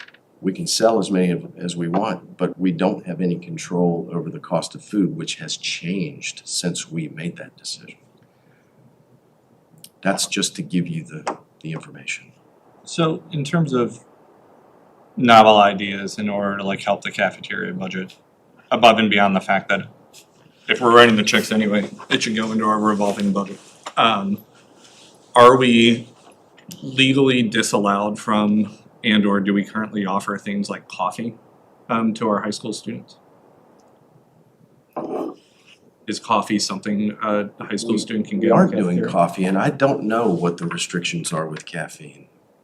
So I do want to tell you, Miss Jones, cafeteria manager, was gonna, school nutrition supervisor, was gonna be here today. Mhm. And she couldn't, obviously, because we had to do the delay, and she's involved in helping. She helps in the cafeteria every day.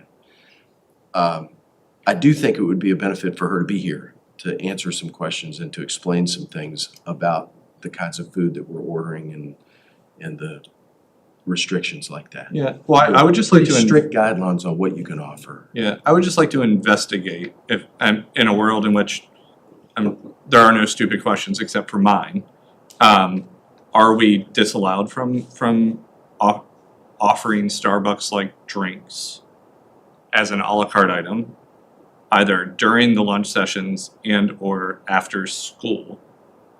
I can imagine there are some number of students who go up to the crossroads after school and get their preferred Starbucks drink or what have you, is one way. And to be fair, if you haven't looked at a Starbucks price point, it is like 80% profit. It is insane, the margins on coffee drinks. And so to that end, is that something we could consider either after the last bell and only at the high school, but something either during lunch and or after the last bell? Would that bring some amount of revenue enough to offset some of this? And I only want to do it if one, the guidelines are such that it is obviously legal and allowed, and two, with balancing the sort of like externalities related to like caffeine intake with students. Let's see if I can. Are you saying for a vendor to come into the school to sell No, something? What- no, so like explain that, how, buy a coffee machine and espresso, gotcha. and then one of the staff people, one of the cafeteria staff makes the drinks. It would be like an item available in an a la carte line or Yeah. something. Matter of fact, I think I've seen, since you said that, I think I saw something like at Monticello where they did something like that and it brought them some decent revenue. Don, what were you gonna say?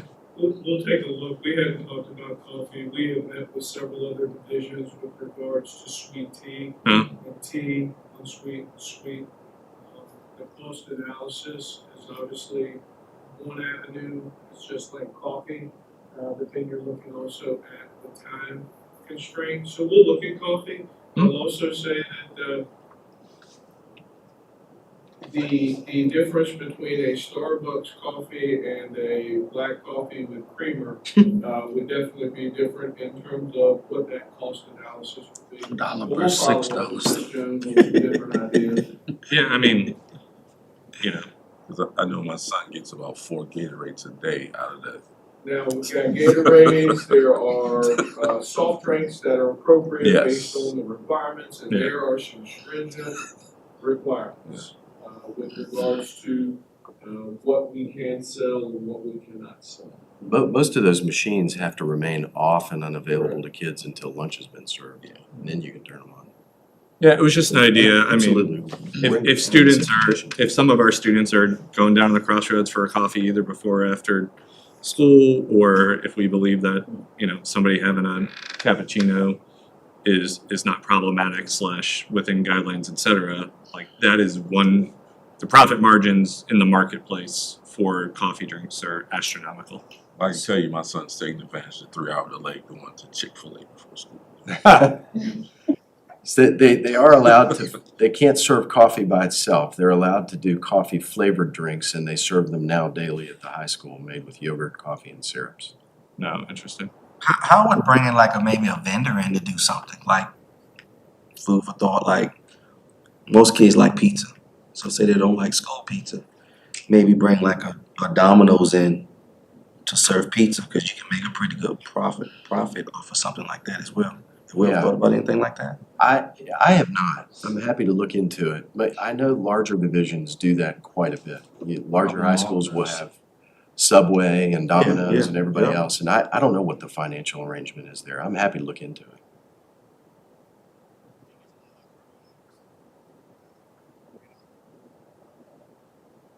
Sorry, Sean, say it one. Trouble.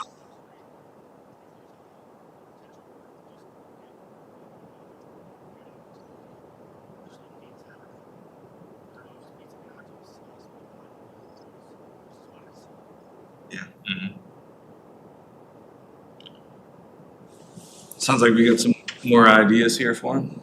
But I don't think it absolves us of, and just like, to be clear, like, you know, when you got a leak in your budget, when you're spending more on things that you've budgeted for, and there is little hope of those prices going down, it's time to stop looking at your budget and saying, I have a budget deficit as much as you have a line item that doesn't reflect reality. And so to that end, I do think that we need to just bake into our budget an amount that can help keep the cafeteria budget break even.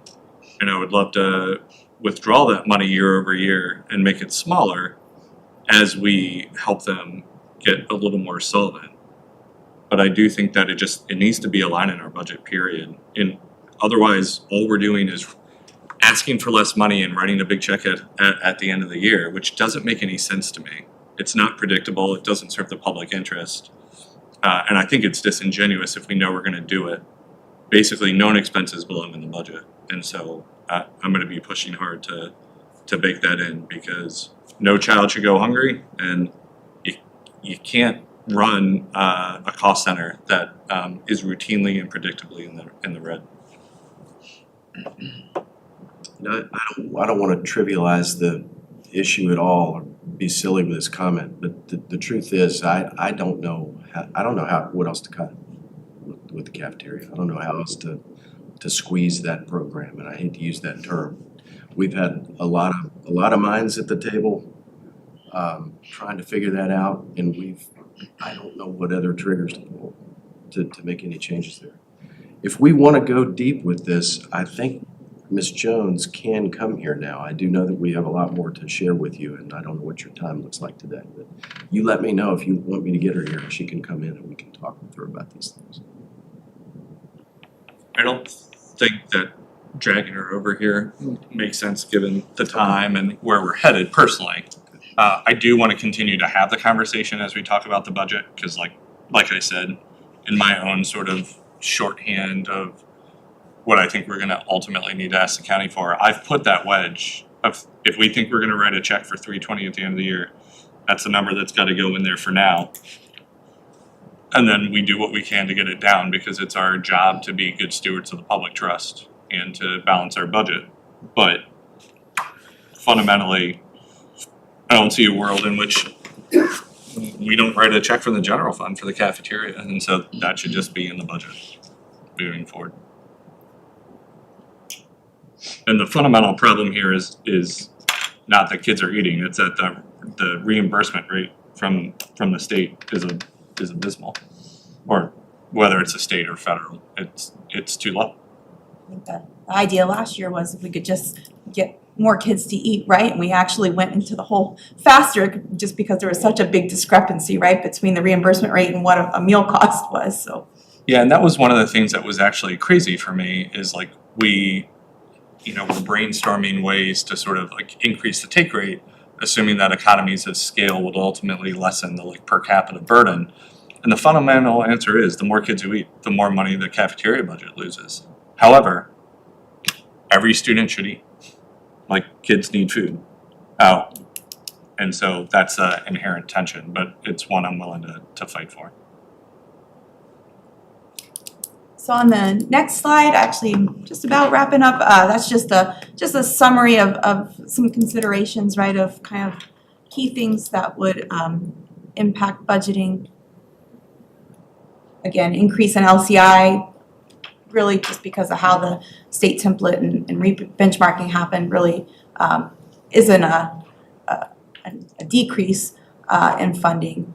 But student enrollment, staff compensation, health insurance, and not all of these things are right. The decrease in VRS rates is going to be a positive thing for us. We're definitely keeping an eye on our special education population growth and where we are with MOE and having to meet a certain minimum of expenditures for special education, and then again cafeteria. The next slide is just a second look at the just one kind of summary of that school community budget survey that we sent out earlier, I think in October. And again, not to say that, athletics and fine arts, didn't, there wasn't, there was still lots of support for it, just in terms of where people ranked medium, high, like priority needs, compensation, safety, facilities, and health insurance, kind of at the top of those things.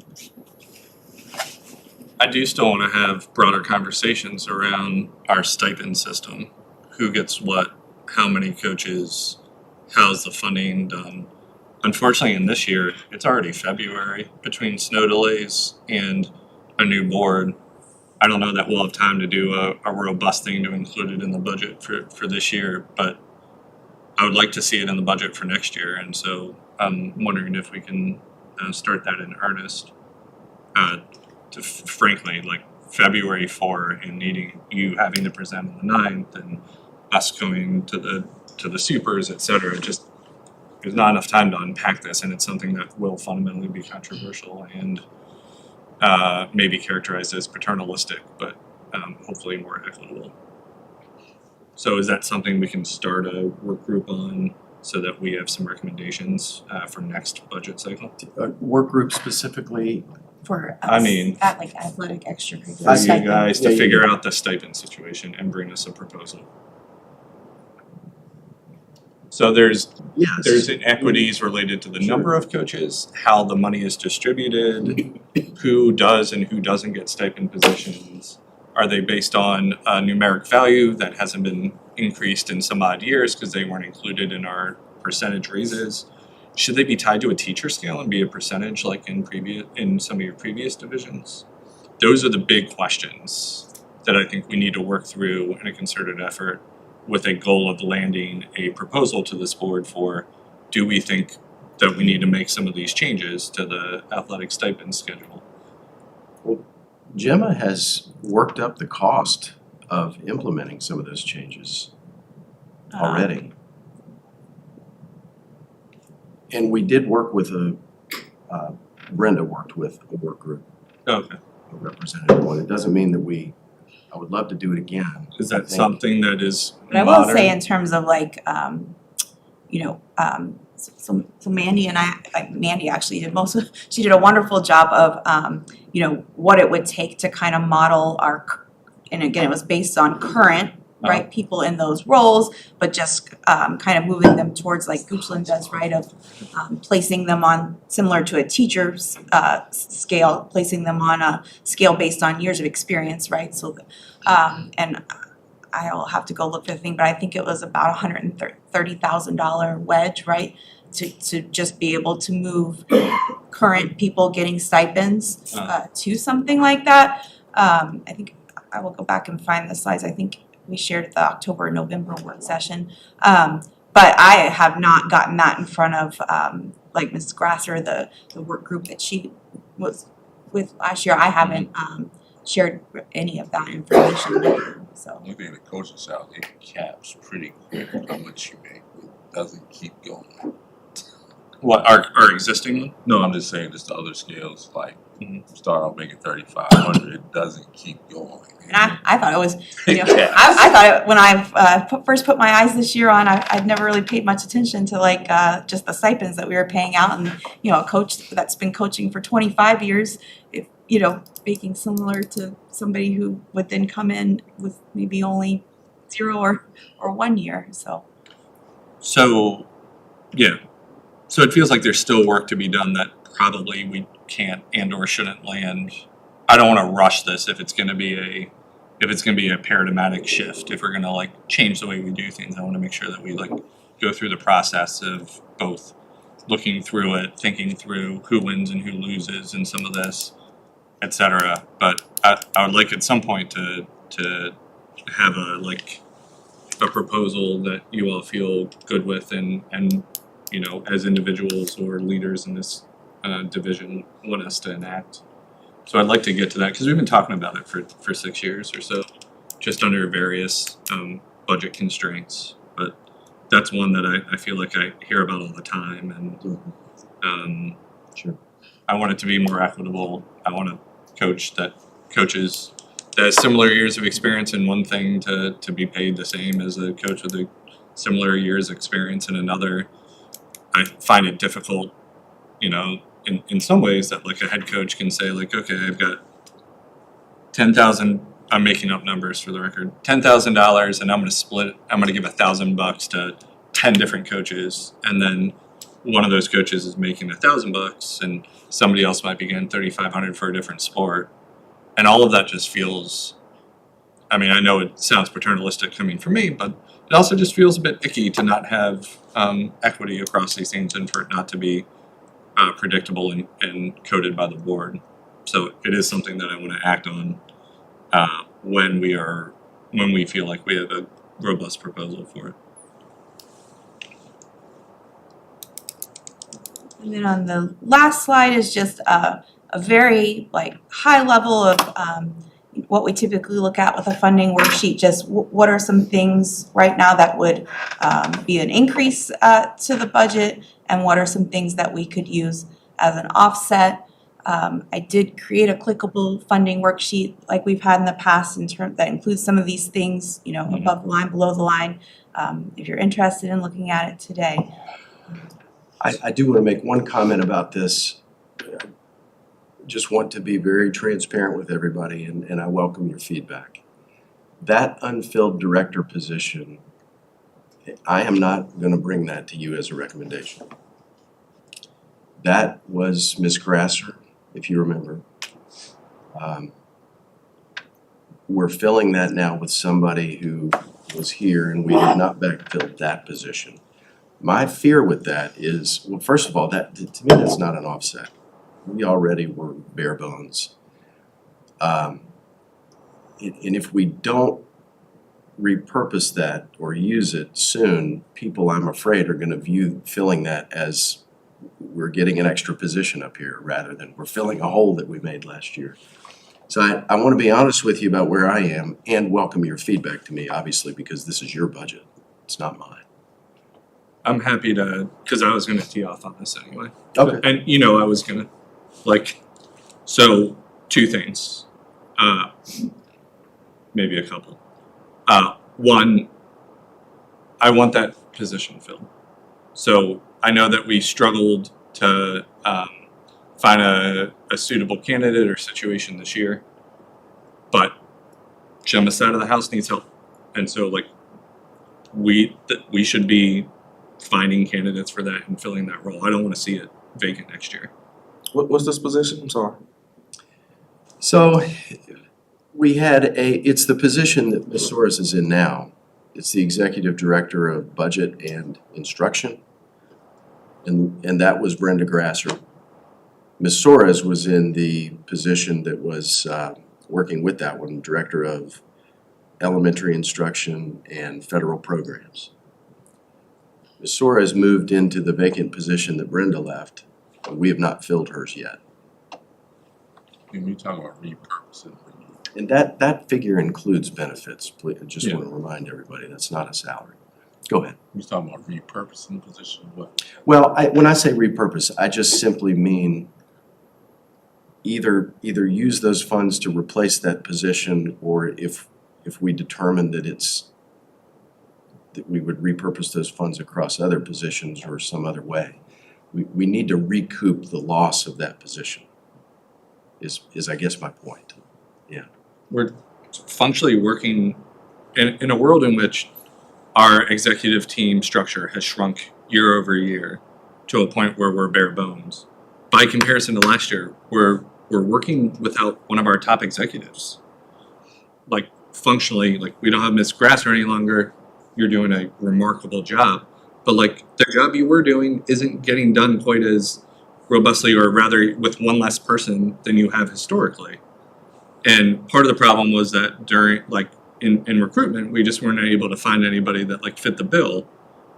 But in my opinion, next year, after we go out and we do a good campaign to fill this position, if we can't find the unicorn that we need for that position, then those job functions probably got to get split up into a couple of people, and the work's just got to get done, and they got to have the support. This is not an offset, and I never want to see, if we have a budgeted position that we are genuinely trying to fill, I never want to see it as an offset in the budget. I don't even want to discuss it. I want to fill the position, period. And with people that are going to get the job done, regardless of sort of whether it's the one director role or a couple of specialists that we need to hire to help. Like that job function is in our budget. It is in our organizational chart. I'm unwilling to lose it, and I know you all want it filled too, but I want it filled, and I don't want to see it ever as a offset in a budget proposal, because functionally I'm unwilling to do away with it, and I don't think it serves us to put a temporary unfilled role in a cut line. I do have another question on this slide, which is, so you have the like 3.1 million, but functionally half of that's not ours. So it's not like we would take in a world in which we do zero line accounting from the previous budget cycle, we're not going to stick 3.2 there. We're going to stick 1.5, right? Yeah, so I have essentially the increase in spending for governor's school is like above the line. Yeah, okay. And then I've got them both broken out below the line as two offsets that total that amount, but Yeah, I got you. Mr. Gifford, to click on the funding worksheet so you can see what you're working on. I just made it available in case. Yeah, I mean, I think I have an easier mental model or version that we could work with if people are down to like work in just like a bare sheets, or we can move things. I guess the value's already typed in the funding worksheet. I'd be happy to work a little bit in Excel if that's or sheets or what have you, if that's a level of detail that the chair wants to get into. I think it does provide us in a world in which people are asking me what are the schools going to ask for. You know, I heard that question last week, and the answer was, I don't know. Why don't you ask me after we have a conversation, like at all, about the budget cycle? I think that this might be one of the years where it's the least scary to click on that thing and move things around as what is a worst case scenario. But I only want to do that if it's the pleasure of our chair and the rest of the board to get a sense for where we might be if we were to accept and or budget for some of these. What do you think?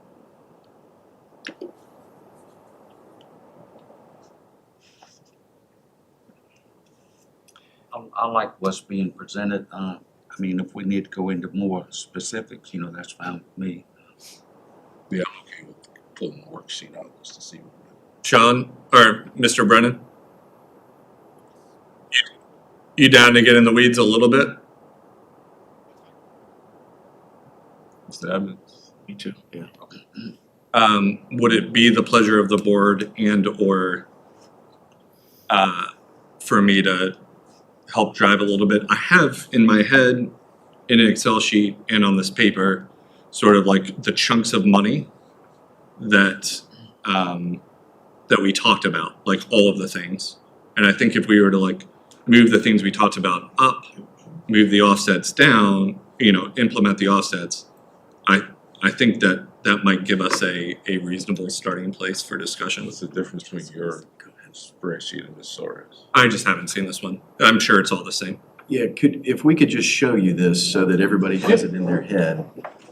Perfect. Do you want to? Sure. So this was the baseline, what was appropriated, the Board of Supervisors adopted last April as our kind of level funding. Here is the increase in spending. That's gonna, again, it makes our number go up, but it's. That's a wash. Right, because I have it up here as an expense, but then I have it down here being washed out. So just so that it's clear, but it's a net of zero. But then I have down here our share of what's in the state funds, right, because that is an offset. Yep. This would be, and again, I'm happy to switch numbers in and out, but right now, just based on some things I'm hearing from surrounding divisions, I've built this based on 3%. I will say about the compensation to get the state funds, we would have to do 2%, at least 2% next year, but you have to do 2% in the following fiscal year too. You can, however, get credit. So if for some reason we were feeling pretty good about this year's budget and being able to do 3, we would only have to do 1 the following year in the event that things didn't look as good the next year. Health insurance, I have the wedge for 9%. Current staffing needs right now, these are the positions that are currently being funded out of all in, and where we landed on just in terms of leadership and discussions. The 1 division student support outreach position, and again, these are estimates of salary plus benefits. The math interventionist, currently we have 1 and a part-time. We're requesting that we retain 1 to serve grades 5 through 8. Can you just put people on the same page? Do you mind just, And what's the placeholder you use for benefits? about 14,000. So just keep that in mind, the salary. The other thing I want to tell you about lines 12, 13, and 14, those positions were part of our structure. I demonstrated that before. I can bring those slides again. We had those. And then they were eliminated. They were brought back with federal money during the pandemic. We continued them with all-in money from Governor Youngkin's budget. And so bringing those over to the operating, I don't view those as new positions. I'm not trying to influence the way you think about that necessarily, but I just want to put that in context that is moving them. They were in federal money, then they were moved to state money. They will go away. If we move them back in the money, they're going to be restoring what was there in 2015. And I do want to, I'm not prioritizing any of the positions. I just want to mention of that math. We are required, except for algebra readiness, we are required to have someone serving grades 6, 8 in terms of an intervention. And just currently with, if we were to only have 1 math specialist K-12 for the division, and I'm just not sure how we would accomplish that. The all-in, the instructional aids, we had 3 being funded out of all-in this year. We did receive additional Title I money, and we're able to offset 1 that way. So, assuming Title I funding remains level, it's really just 2 instructional aid positions that we would need to be able to include in the budget to continue those. this year, we took on, I think previously the county was overseeing the state grant for the school security officers, the SSO, not SRO, but the SSO position grant came to us this year, and there is a local match required that we didn't budget for this year. So, moving forward, I think we would want to include that in the budget. If we were going to continue with that grant in those two positions. There is a request just based on student need, continued increase in special education numbers for these next two positions. We did the year before last cut special education teacher positions, but then those numbers are back up. And then we continue to have an increased need for a speech pathologist. The two special education numbers, Ms. Valentine and I have been through her budget, and there are material things that are currently being budgeted right now that just in order to be MOE are budgeted that way. But her preference to support the need would definitely be to move some of the money right now that, we're in a pretty good place in terms of resources and materials that have been spent for special education, and she would prefer to move those funds to a staffing line. And so that actually, it's not really a new monetary ask, but we just wanted to be transparent about we'd like to hire two sped teachers, but not increase the budget, just move money. There is a wedge for PSAT student fees for next year, increase in Google licenses. I did put a wedge in there for cafeteria. We're also anticipating a VACORP renewal increase, but I really don't have a good number yet to be able to share. And then again, offsets. The one we didn't talk about was there's the offsets for the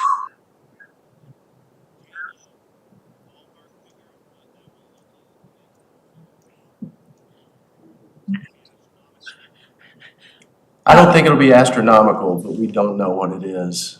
We'll try to get it before Monday. What was it? What was last time? Well, the reason for the increase is they did a reassessment of the valuation, which did go up, and so I'm guessing if what they're valuing our properties at went up, I'm sure they're gonna charge us more, right? But they have not been able to give us an estimate yet, and I'm actually not hopeful we'll have one before next week. So we I don't. don't think so, they said March. Oh, So okay. we don't know if it's tens of thousands or hundreds of thousands. No. Don's shaking his head, so we have no sense of scale. We've reached out several times to follow up, and we know. I mean, I would maybe reply back to them and remind them of our budget calendar. I think it's around 260,000. Yeah. Yeah, so It's not gonna be hundreds of thousands. no, but it could be Okay. 50,000. Mhm. It could be. So for Mr. Brennan's benefit, given how much the entire insurance is, it seems more like tens than hundreds. You say you don't have a figure on it now, what it is? What the increase would be. I know what we paid total, right? We paid about, for this year, 260,000 total.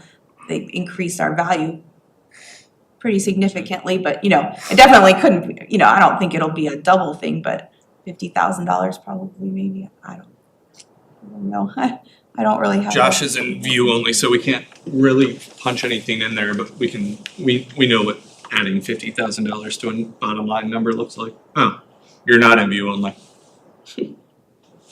Thank you, Mr. Gifford. Thank you, Ms. Soares. Okay. So, okay, with plugging that 50,000 in, it brought up the additional funding asked to 322. We also have worked across schools and departments to identify, requests, needs.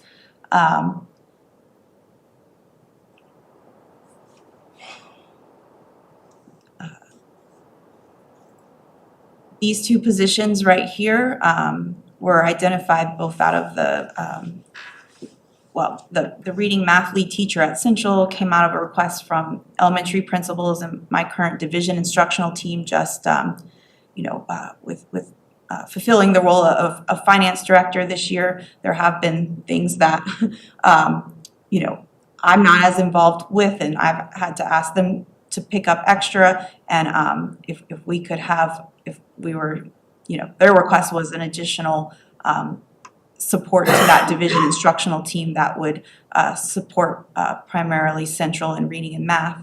And then some type of HR finance support that could support both Dr. Stribling and myself and the folks in our departments with HR and finance, if we could find some. Yeah, and just to bring back the context that we've talked about in the past about that, we've had one, I mean, you've seen how the position has changed at the director level with HR, just being all those things funneling down to now one person. And then we had one secretarial position that was doing all the licensure and everything else related to HR onboarding. We recognized a few years ago that that person was really not doing secretarial work and upgraded that position. It didn't change that they were really doing the work of 3 or 4 people, which is what you find in other organizations, even the county, where they're less than half of the employees. And I'm not begrudging the county. I think they're doing the right thing. They have multiple people in HR, more than 1 or 2. And we just have the one. This is just an unprecedented thing. You won't find anywhere else that there isn't that level of support. Reading specialist at the high school right now, we do have someone fulfilling role of reading specialist. It is a SPED-funded position, and there definitely is a need, particularly with our 8th grade. We're required to have a reading specialist serve 8th grade with the New Virginia Literacy Act. An additional part-time nurse at Central, transportation office is really requesting part-time office support. Oftentimes our 2 people that are our supervisor and our person that is assisting that are in the offices, they're often on buses when we can't find sub-drivers and leaving the office unmanned, and that's definitely a need. I think the maintenance position has been in the budget in the past or as a request. Go ahead. I don't know if I want to read. I guess people can read, right? Can I just add, when I first came, I was struck by how few people we had in the maintenance department. We have a very lean maintenance department. I don't know anybody else that's doing what we're doing. And we've tried to do that in the past years. It hasn't been able to be prioritized because we've put so much effort into trying to address the disparities with salaries. But that continues to be a need.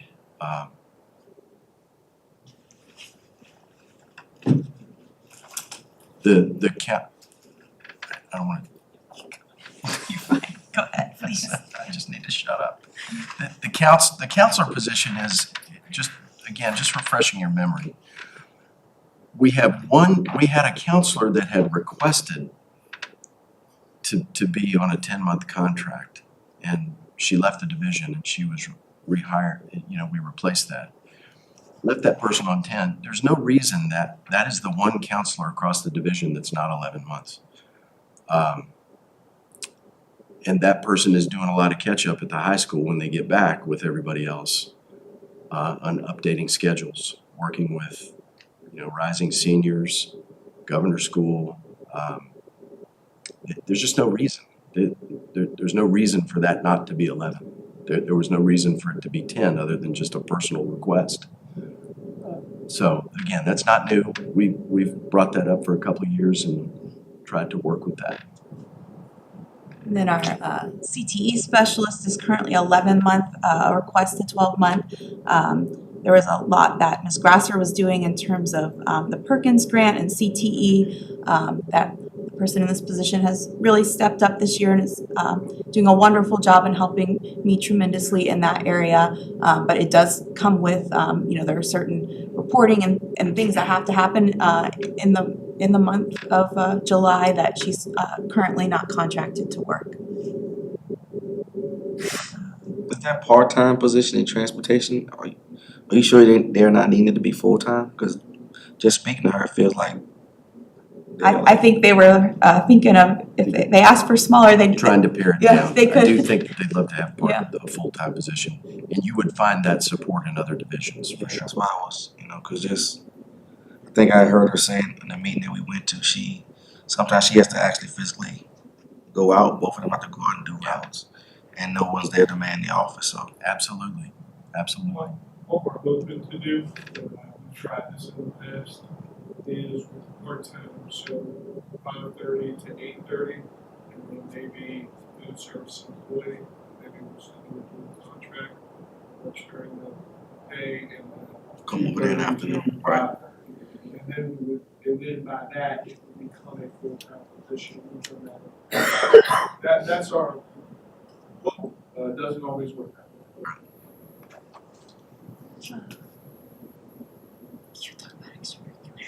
Okay, so the additional stipends in hockey, lacrosse, and track, if you recall, we've gone over these numbers in the past. That's because of the numbers of students. With track, you've got 90+ students out there. The programs are growing exponentially. The wrestling, I just want to make the comment anecdotally, those additional positions are right now being paid because the head coach is subtracting the amount out of the salary the stipend he's supposed to get, because he believes it's the right thing to do. And that's typically what's happening. We should be paying that.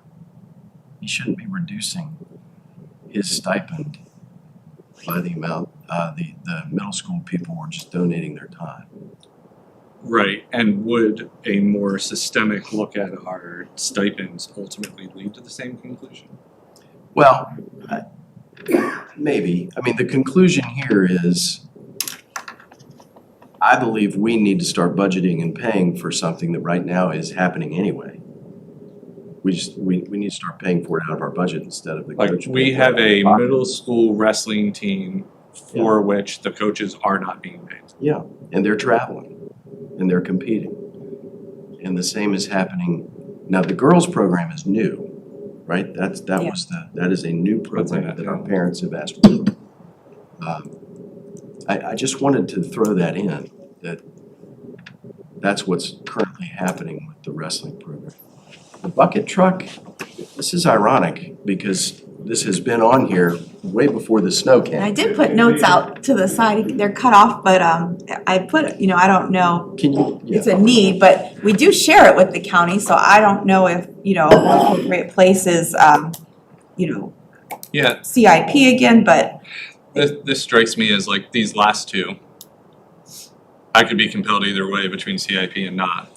For the Promethean panels, if it's a routine replacement that happens on an annual basis and is less than that like $50,000 wedge, yeah, include in this, just like we bake in our replacement cycle around the laptops, like certainly over years, our Chromebooks are now baked, our refresh cycle are baked into our recurring zero line. But we're not gonna buy a bucket truck every year. So why would we put in a budget that's a recurring, like the way that we do our zero line accounting, like we would have to come back next year and subtract a bucket truck, otherwise we've budgeted for a bucket truck once a year. So that's one where I'm like, the most expedient thing to get it here sooner is to like bake it into our budget, I guess, as opposed to CIP, but like also does it meet the financial threshold to be a CIP item, which is usually what, 50,000, otherwise you use CRM for things, but it's not CRM appropriate either. And so it's like, kind of what is the pleasure of the county at this point for these sorts of things? I feel like in those moments we should say, I believe we have an agreed need. Do you want us to bake it into our budget and then make sure that we have that as an offset in the following year when it's a one-time purchase?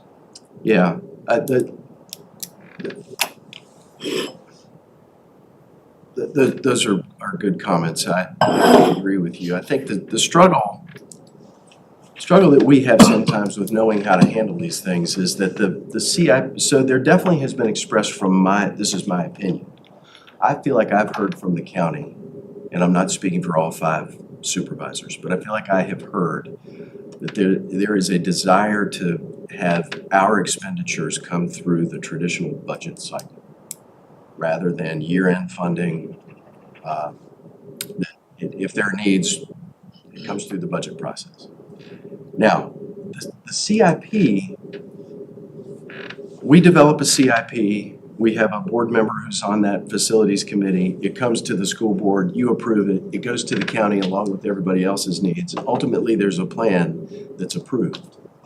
But what actually gets funded from that plan, I can't tell you how they reach that conclusion. And I'm not making that statement because I think they're not doing it in a appropriate way. I'm just saying I don't know. I don't know how it necessarily goes from these 7 things to the 2 that get funded. Don't quote me on those numbers. And so I can illustrate that with a question that was asked of me last year when I was presenting some of those things to the, what is that committee? Yes, the Planning Commission. And it was about the generators. And we were talking about the need for generators at the other schools that don't have them. What happens when we lose power for a certain amount of time and all that milk goes bad? And the person said, well, you have it on for whatever the fiscal year was, 29. Why aren't you asking for it this year? Why wouldn't you want to do it this year? And my answer was, I don't know what you're going to cut from this year in order to fund that. It makes it so I don't know if I'm articulating that well. It's hard for us to know on this end exactly what to ask for next year if we don't know what's going to be funded. That's my only hesitation. Now, the conversation we had about the year-end items where the county said, put this through CIP, I think that's a more appropriate place to do it. And are those things in our current, will they show up in our CIP fund? Yes. Okay. And I think, the degree to which if they're requested to be in there and then they're funded, that's the right way to do it. If these are maybe going to be funded, maybe not going to be funded, then it becomes a question of, are these things that we're trying to do because we just want to have them on hand, or are they things we need? We can't wait to decide if they might be approved or might not be approved. I don't know if any of that was helpful, but I think it that's my is, perspective. and I am personally down to try something where we put a bunch of asterisks after a particular line item and say, we're baking it into our budget, but it is a one-time expense. And therefore, when we settle back up for our 0 level accounting next year, it's going in the offsets. Yeah. Like if we don't have sufficient faith that the things that we need are going to be funded through the CIP process, and to be fair, the Planning Commission and the Board of Supervisors have disparate and varied interests that are broader than just the schools. If we need a way to ensure that the bucket truck gets funded, then we should bake it into the recurring and just very well document the fact that it's going to be an offset in future years. Yeah. Unless we believe that we have a $30,000 need for physical equipment on a recurring basis, which I'm not sure that we do. In the Promethean panel for technology, we used a bunch of CARES ESSER COVID money to get those panels to support virtual learning in each of our classrooms, and teachers use them daily. We don't have sort of a wedge within our budget.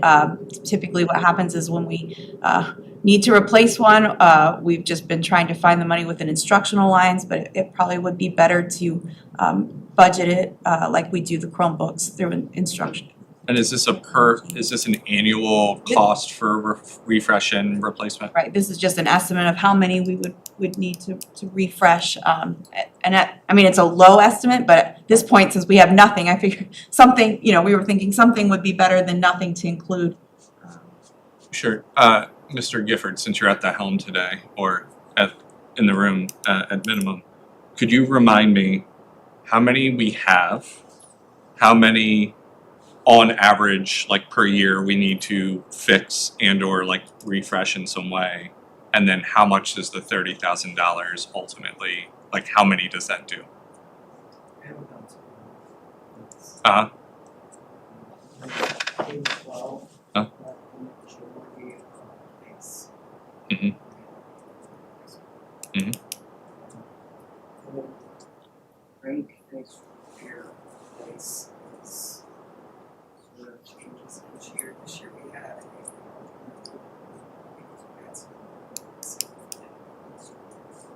Yeah.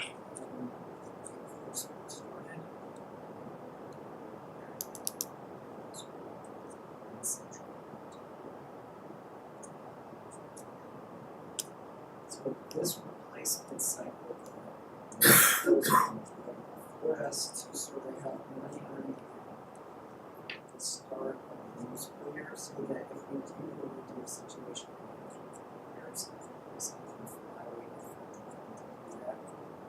And you dollar as you approach spring, you purchase the rest of the bills you have, you use those to start chipping away at the list. It's like it's happening, it's like rapid compensations. And how much is one brand new Promethean panel? So it ranged from about 2,000 to 4,000. Gotcha. So we have 200. Functionally, the cost to like replace brand new would be so this would do about 10 out of the 200.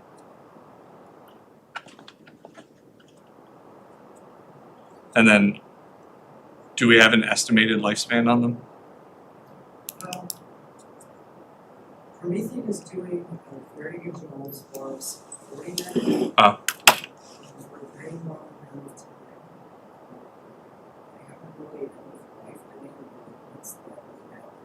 Right? So we have IAA, different groups that are using pricing in technology terms. Mhm.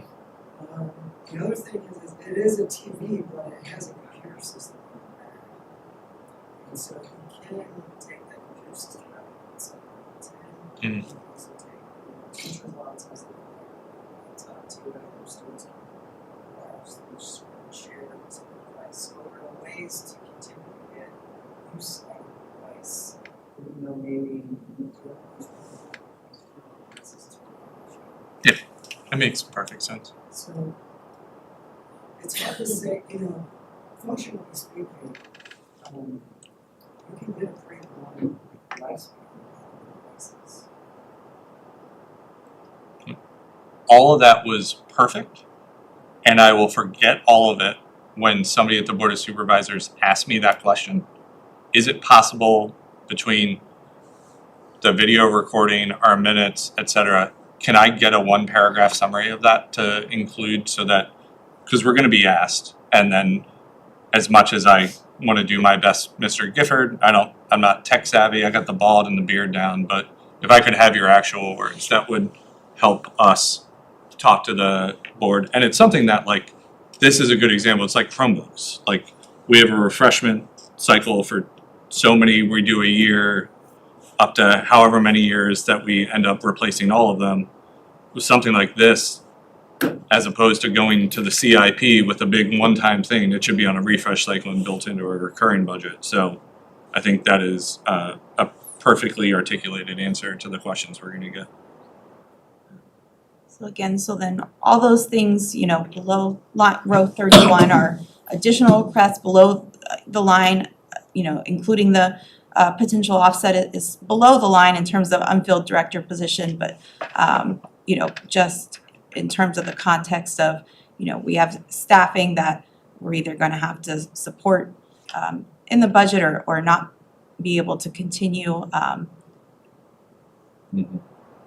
compensation, health insurance, and then again, probably that one offset position would really only relate to, if there was a desire to move those reading and math lead teacher or HR finance generalist support above the line, you could really only use that as an offset for, I guess those would be the two things that would equate mostly to that director position.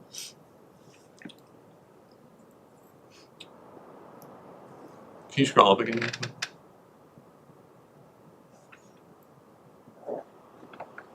So this looks a lot like what I had sort of penciled down in terms of like, given the fixed components, meaning like we're getting more state money, we're gonna get some offset as it relates to VRS, but we have all-in positions that like, I will fight every one of you to keep those positions, period, because our students need them.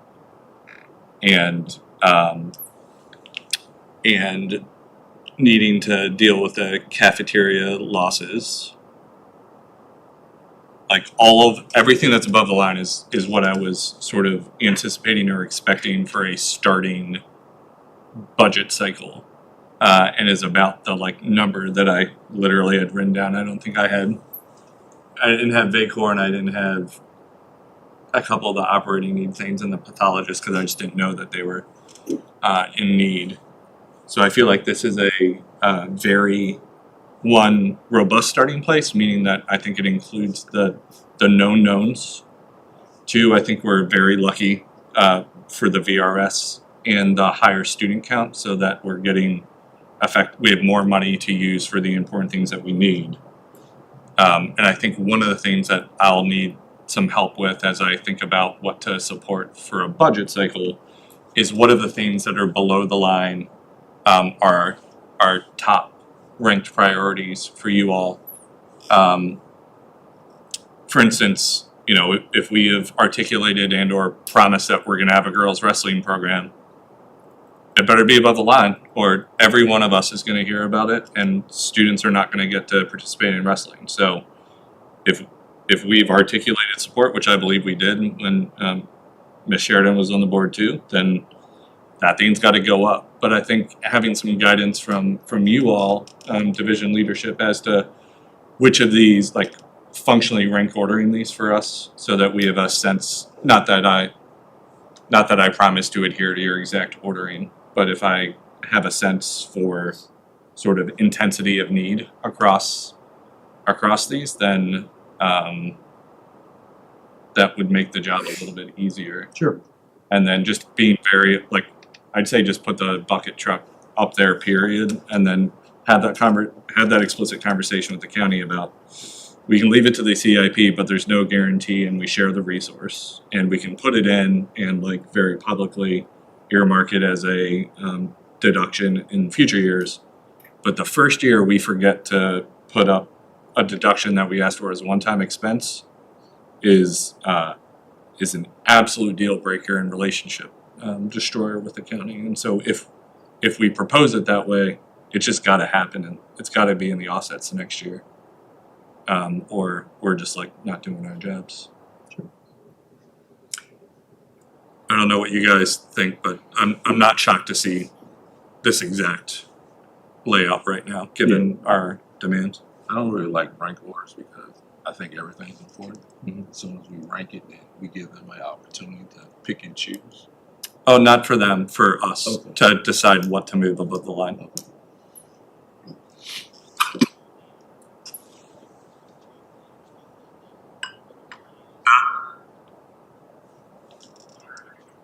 Oh, we can hear you great now.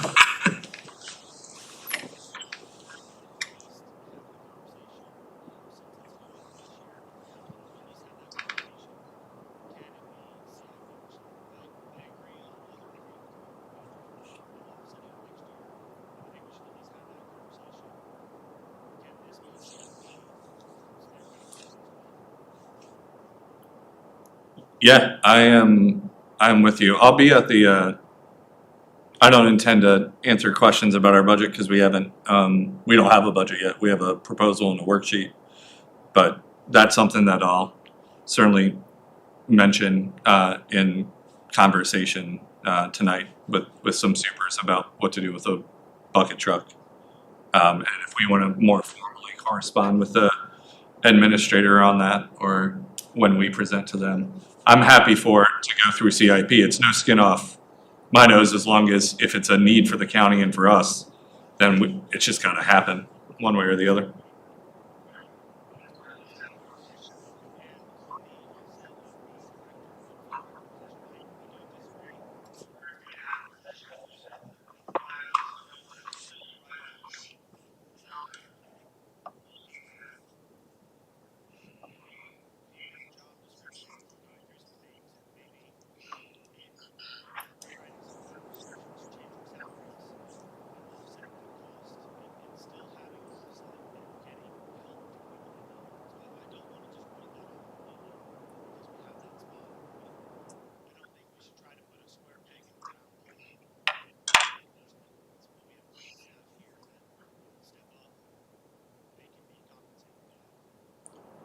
Yeah, I hear you on that, Mr. Brennan. I'll say that I'd like to give the administration one more year recruitment cycle to figure that position out in whatever configuration, and with the like inevitable demand of more with less. But like I don't want to scrap that position, because that is just another strike through in that slide of reducing our leadership structure. And I think it's to be fair, all of these roles are enormous shoes to fill. If Don won the lottery and rolled out tomorrow, like, are you gonna find somebody that can do HR and operations and the same thing for Ms. Soares? And this is functionally a growing pain and a difficulty because Ms. Grasser did so much and was here for so long. And as we eliminate positions, we just heaped it on her role. And so I'm not shocked that in one recruitment cycle, we weren't able to find a unicorn that could backfill these things. But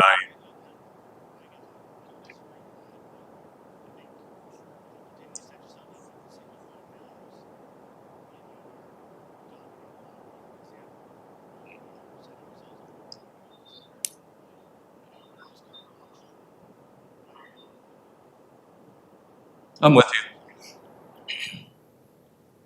I totally hear you. I'd love to be able to say help is on the way for these roles that have effectively inherited every job function that's been eliminated beneath them. But I'm open to creative solutions to get it done. I just want to make sure that Ms. Soares and Mr. Stribling get some help in their trees as well.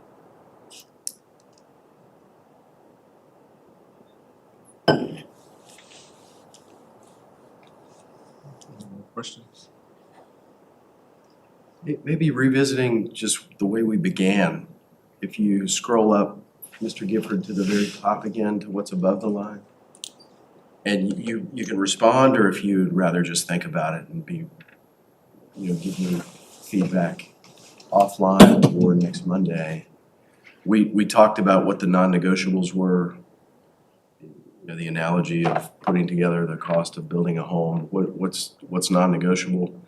Is there anything up here?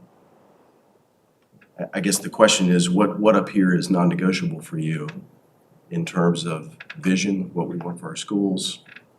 Some of the things obviously are going to be mandatory, but did you? Well, I don't know if it's appropriate, but if I could specifically ask about row 9 in the 3%, so it's a considerable amount of work, right, to build out salary scales, and I know we have kind of short turnaround time between now and a proposal, right, for Monday. So right now, what I have in the budget book is the 3% that I've used to build out the salary scales.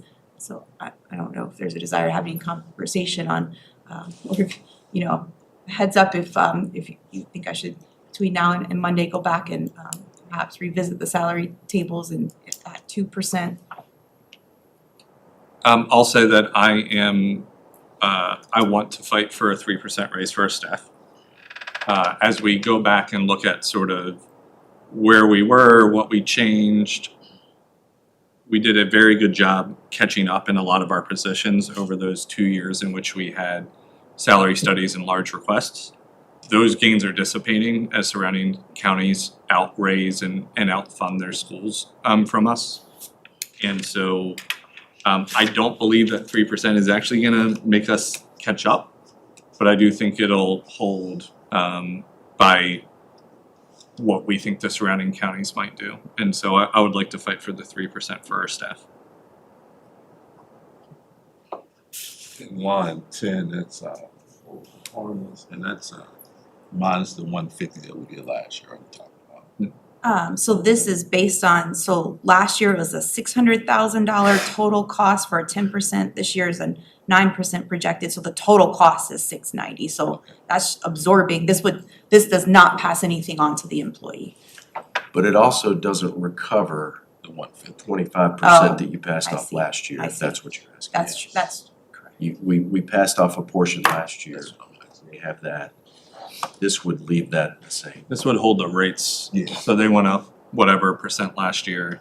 And it wasn't 25, but it's 25% of the increase that we passed along. So the rates went up last year. So this would freeze the rates from last year to this year, which I know that last year it was a pain point, especially for you, Andre, that we had to pass on some of that. We just couldn't get to 3 with it in. I'd like to try to hold harmless. I mean, gosh, a family plan at $1,000 is obscene. And we talked ad nauseum about healthcare last meeting, but it is it's insane. And we're not actually delivering actual. We're not even giving our staff, in my opinion, true like constant and buying power.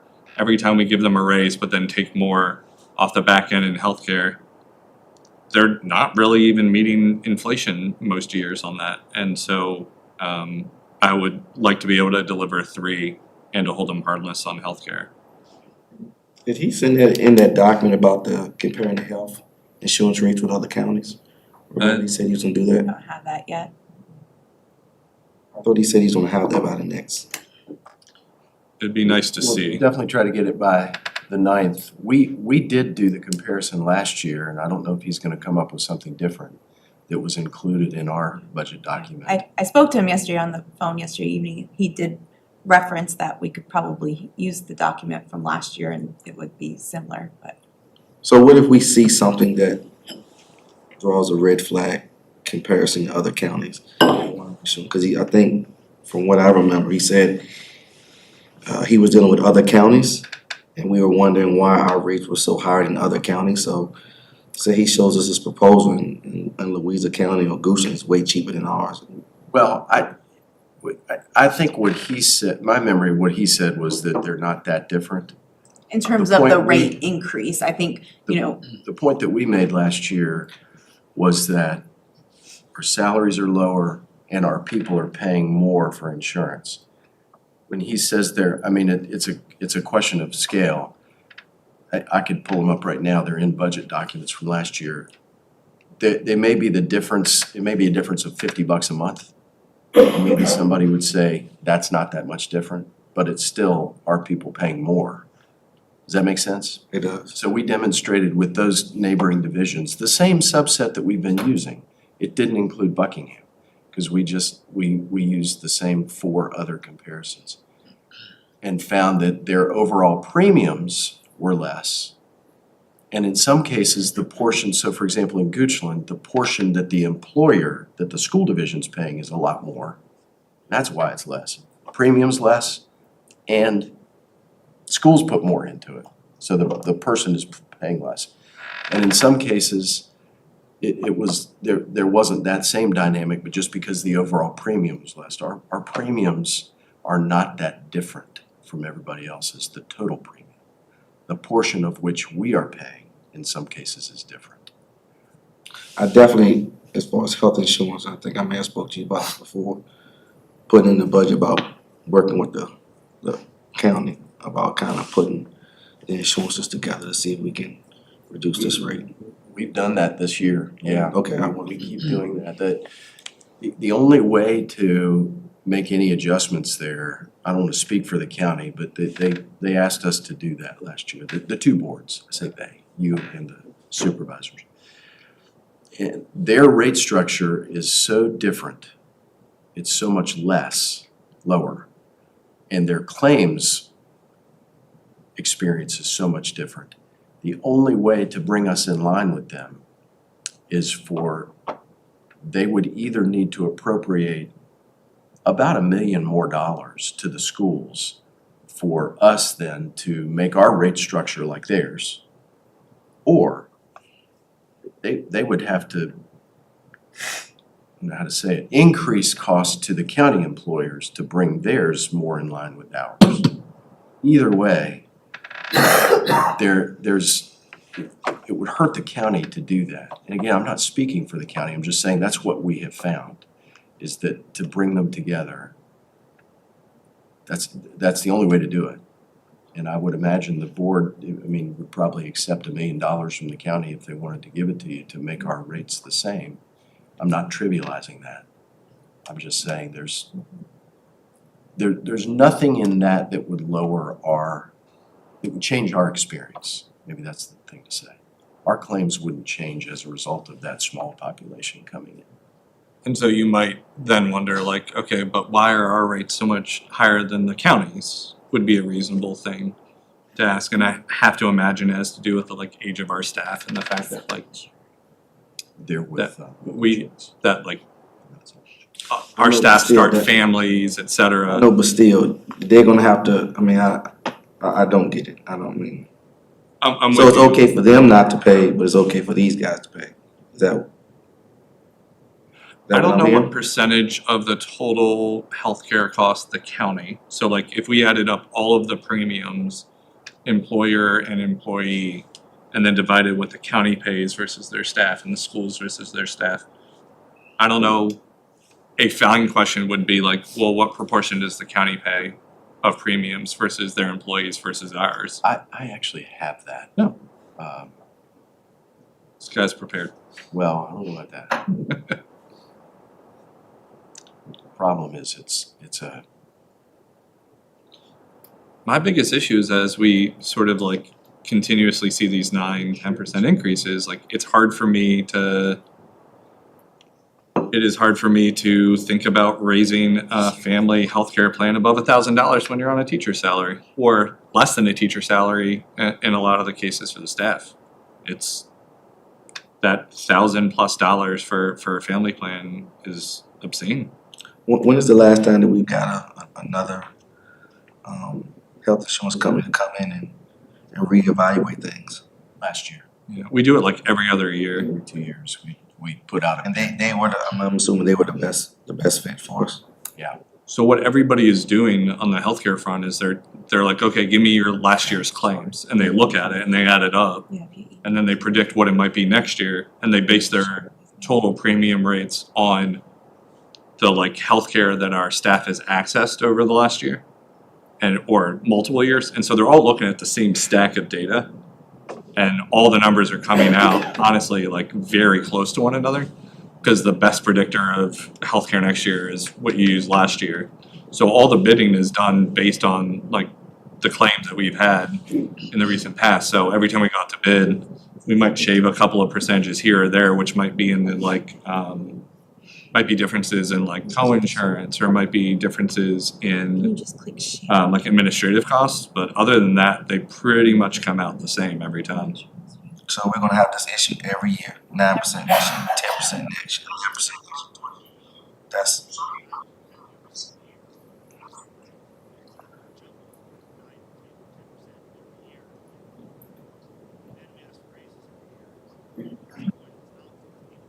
I agree. It just doesn't make sense to me. Yeah, I hear you, Sean, but also like, you know, we're asking for 3% rate, like for right now, we have a penciled in 3% raise, and healthcare costs is going up 10% a year, et cetera, like at some point, our staff is just losing buying power between inflation and health insurance. And like, I mean, anytime anybody wanna talk about a federal single payer health system, I'm all for it. But until we have this like stroke of genius and actually consider healthcare a basic human right, we're gonna be in a position where the cost of healthcare is continuously outpacing inflation and other cost of living adjustments, and so our staff are just losing. Like, what are we, 3 years from now, we're gonna ask them to pay $1,500 for a family plan?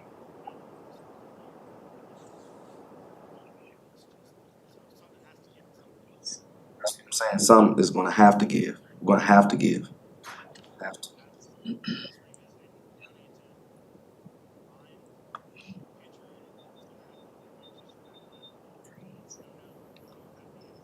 Yeah, I'm with you. Against, So if I could just call your attention, the document here is, and Ms. Grasser put this together last year, so this is not reflective of whatever renewals people are dealing with this year. These are the plans that people have this current year. And just to put us on the same page, So it's 935. I apologize. It's 935. I saw a number that was like 1080 last year, but it was if we passed on a bunch of the costs. So it is 935 and not 1,000. yeah, so if you look at line 8, row 8, we'll just use a family plan just because everybody seems to probably have that. The employee, what they're paying is $935. What we pay, meaning the school board pays $2,000 towards that. So the total premium for that plan is just under $3,000, okay? So if you go across, you see what the Albemarle, the same plan in Albemarle is. The employee, instead of paying the $935, the employee's paying $565. The employer is paying a little more than we are, $21.91. The overall premium is a little bit less. But it's, I mean, is it that much less? I mean, I think that's where Sam was saying it's maybe not that different. Now, to a teacher who's paying $400 more, that's a big deal. Those $200 are a big deal. Absolutely they are. So, to answer your question, and I don't know what's going to be most helpful for you to see here, we have two plans. We have a $500 deductible plan, that's the richer plan, obviously, and the $1,000, and then we have the high deductible. If we move across, Josh, all the way to the end, there's Charlottesville, Goochland, Louisa, we can look at any of those, but you were interested in the county. The county is the yellow. And so this is where you can see their family plan, if we want to use that one. Premium is considerably less. Overall premium is 22, so that one is less for them because the overall is less. And I don't know what the best comparison is. I mean, the employee, just single plan, is about the same, but you see the overall premium is a little bit less. It goes up as you go to the family plan, obviously. And This then- would suggest that just on average, the claims for the county on a per capita basis are just some odd percent lower than ours. Oh, yeah, they have 275 staff. We have 600. Yeah, per capita, meaning average for an employee. They're using less healthcare, and we don't want to discourage people from getting the help and healthcare that they need. We can both say that it is higher and not put evaluative judgment on it. Our staff, by comparison, just have, if we assume that rates are functionally related to claims, our claims are just higher. So if you look at line 13, and let's just assume that because of the cost of it, that a teacher is not going to get the richer plan, but take the less expensive plan, the $1,000 deductible, plus their spouse. They're paying $523 a month. The county's paying $337 a month. It's not quite this simple, but I mean, what would it take for us to come in line with them? They're paying $1,173 towards that now. They would have to give us enough to be paying what it would take to get us to the 337 times 600. Well, I guess we have about 500 to participate or something. I know that's oversimplified, but. And this spreadsheet is part of one of the many presentations we did last year. I'm happy to put it in your inbox so you have it. So you're welcome to go through it. Ms. Grasser did a wonderful job with this, obviously. And I We did, can try to update it. yeah, I linked it to Yeah, it's in your budget. the funding worksheet. There's a tab that says health insurance at the bottom. Okay, perfect. So when I see this, much like, and Sam was a good sport taking all my questions rapidly at him the other week, but when I see this, I think, okay, I'm seeing bigger total numbers in terms of like premium. So like waving away sort of like how much is paid by the county, how much is paid by the individual or what have you. I'm seeing larger premiums, period, for Fluvanna schools than from other divisions. And so my next question, which is exactly what I was asking Sam, is why? So if our rates are linked to our claims and our rates are higher, it means our claims are higher. So is there anything systemic in the underlying data that would suggest to us, and like maybe it's like, yeah, Fluvanna County like staff have bigger families or are more likely to have children. Those are fine things. We don't need to like we don't need to evaluate that as on its merit. But if it's like, yeah, you guys have way more lung issues, and again, for the record, everybody should get the help that they need. There is no shaming or evaluative judgment in the conversation. It's about numbers and math and insurance. But if we find that we have a particular type of service or health need that is driving up our claims by comparison to other divisions, then maybe there is something preventative or useful that we can do in order to help offset that. We're like, oh, we have issues with this, like smoking or whatever the case is. Maybe we can do something to help incentivize the staff to get the care they need earlier, or to do something that makes it less likely for them to have that. And so I think that that's functionally incumbent on us as we run a healthcare system to like know whether those claims are just like X% higher on average period, or if we have a hot spot that like maybe we can help address. Clearly we don't need to shame anyone or talk about like when you have a catastrophic health issue, we want our staff to be healthy. But if there are things that we can do that can help lower the overall burden on the health system, we should be willing and or able to like unpack that aggregated data and figure it out. The other thing, just real quickly, if you scroll down, Mr. Gifford, excuse me, towards the bottom of this, you'll see with each one what the rate increase at the time. None of us had it when we did this presentation. We were looking at 10. If you go back, go to column Y and start moving those back over to. So just scrolling to the left, Yeah, sorry. Josh. Scroll to the left, all the way over. And so that first one is Albemarle. They were looking at a 24% increase. Do we know what they actually got? I don't. That's wild. So the increases, they've been all over the place. And if you keep going across, you'll see what people were looking at that year. And we can do some of this year as well. I don't know what happened with the county. 6.4, looks like there's one up. So I just wanted you to be aware that was on there.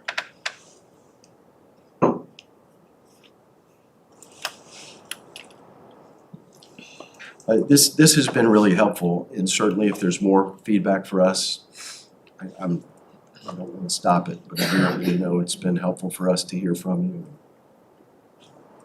Appreciate the conversations that you've had.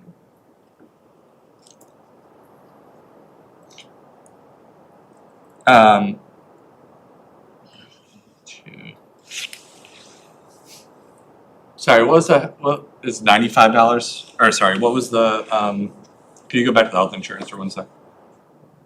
The tab, health insurance. Thank you. So $935 for a family. So 90.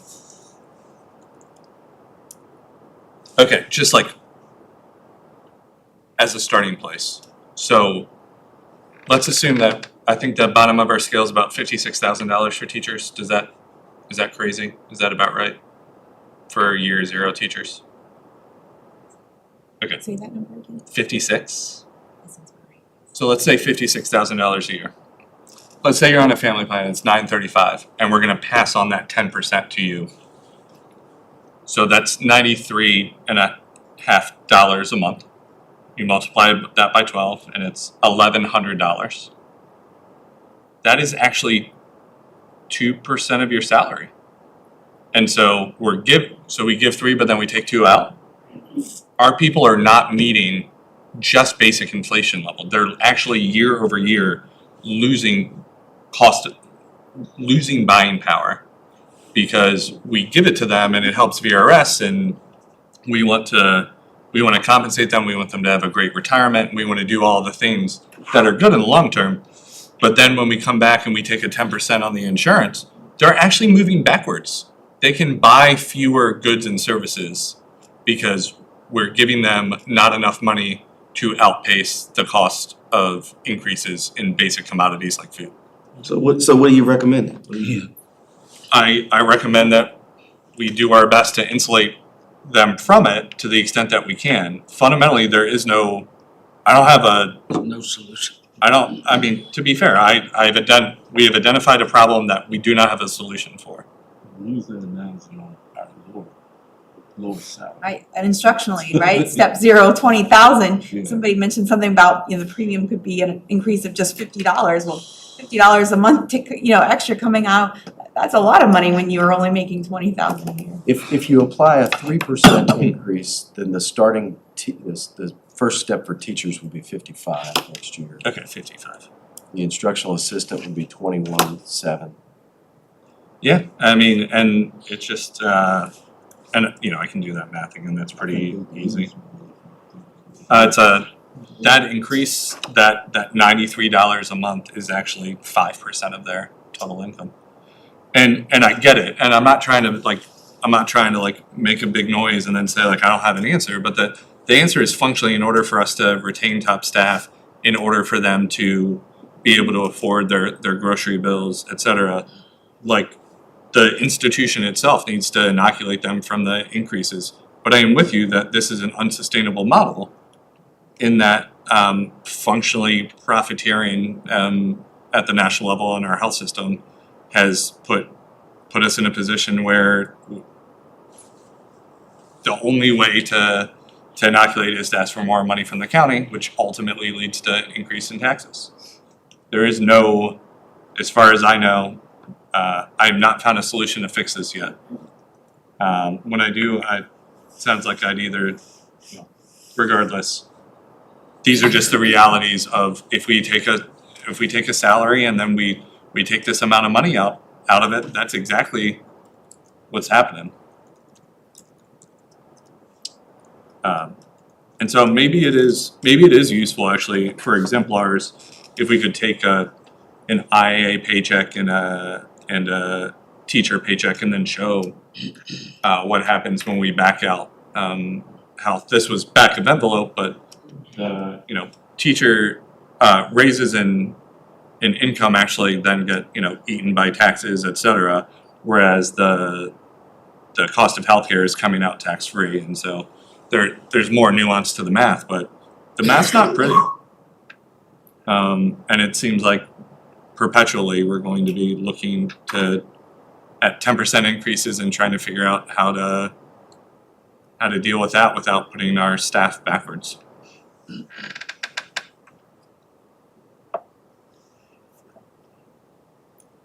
For the record, I don't know why the United States of all sort of Western democracies can't figure out state-funded healthcare systems. But that is not the level of government that we sit on, and so I'll leave it to those duly elected folks to figure this out.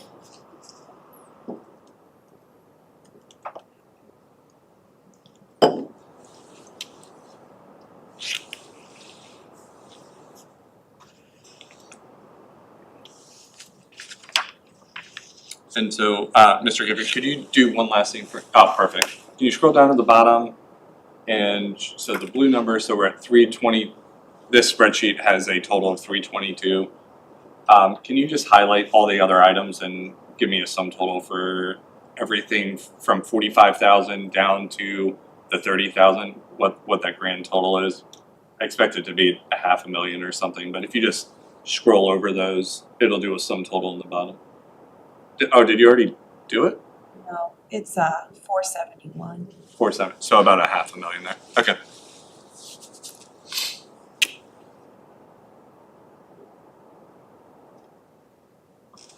470.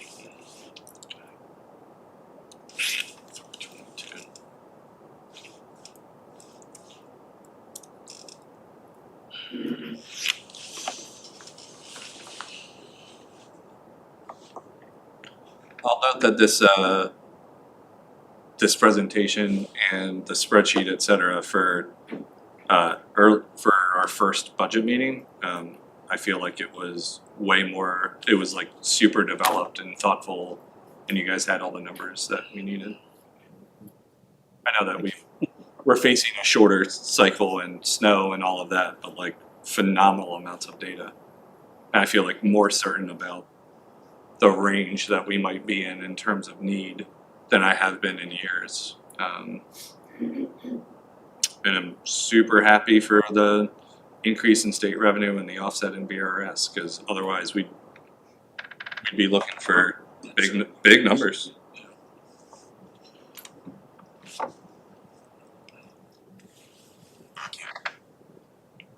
Is there anything else on FY27 budget? It's a lot for us to take in. Short period of time.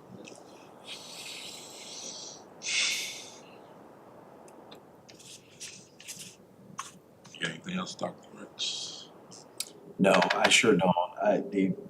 It's the only other thing I would say, since we just looked at it, that health insurance comparison,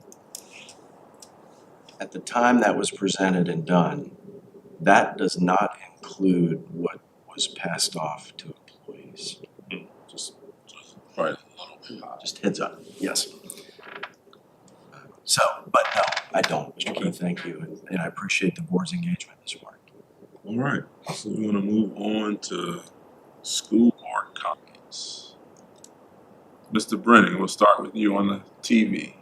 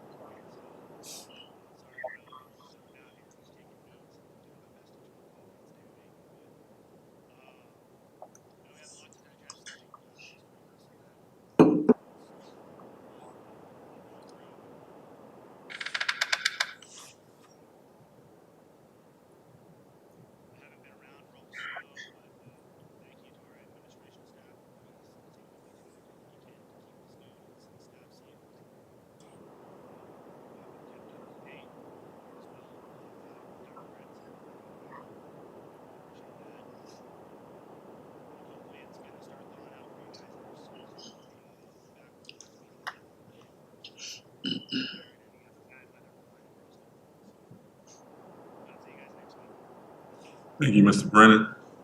Mr. Evans. Not much to say, just like I said before, learning on the fly, digesting a lot of information. Just want to make sure that the employees are treated fair, compensated well. So there probably will be some more questions and concerns that I have, but listening to you guys and like I said, being a little spoiled about all the information that you guys know and we don't know, and we're kind of learning on the fly.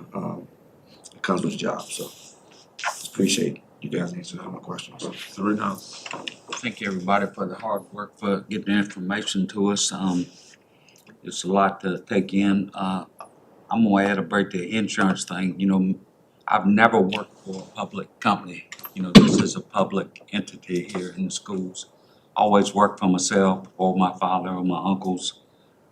Some years I went, many years I went with their medical insurance because I couldn't afford it, even with the family, and I paid my bills, but that comes with life, you know, you set your priorities, what you're gonna do and not do.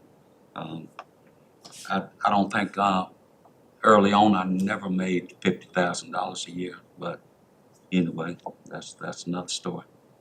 That's all. Dr. Kelly. I just want to reiterate thanks to all the staff involved in this, and putting together really comprehensive. I know that I tend to pick and ask for disparate pieces of data that are probably hard to predict, but like just about everything is in there, and it's phenomenal storytelling. You know, we're thinking back to previous budget cycles and about healthcare, and you know, I think Dr. Gretz did a good job paraphrasing what we heard from our colleague at the time from the Fork Union District. You know, school board member Danny Reed once said something akin to, we ask our staff to do more for one of the lowest salaries and one of the highest insurance costs in the collective set. And he was right then, and he's still right.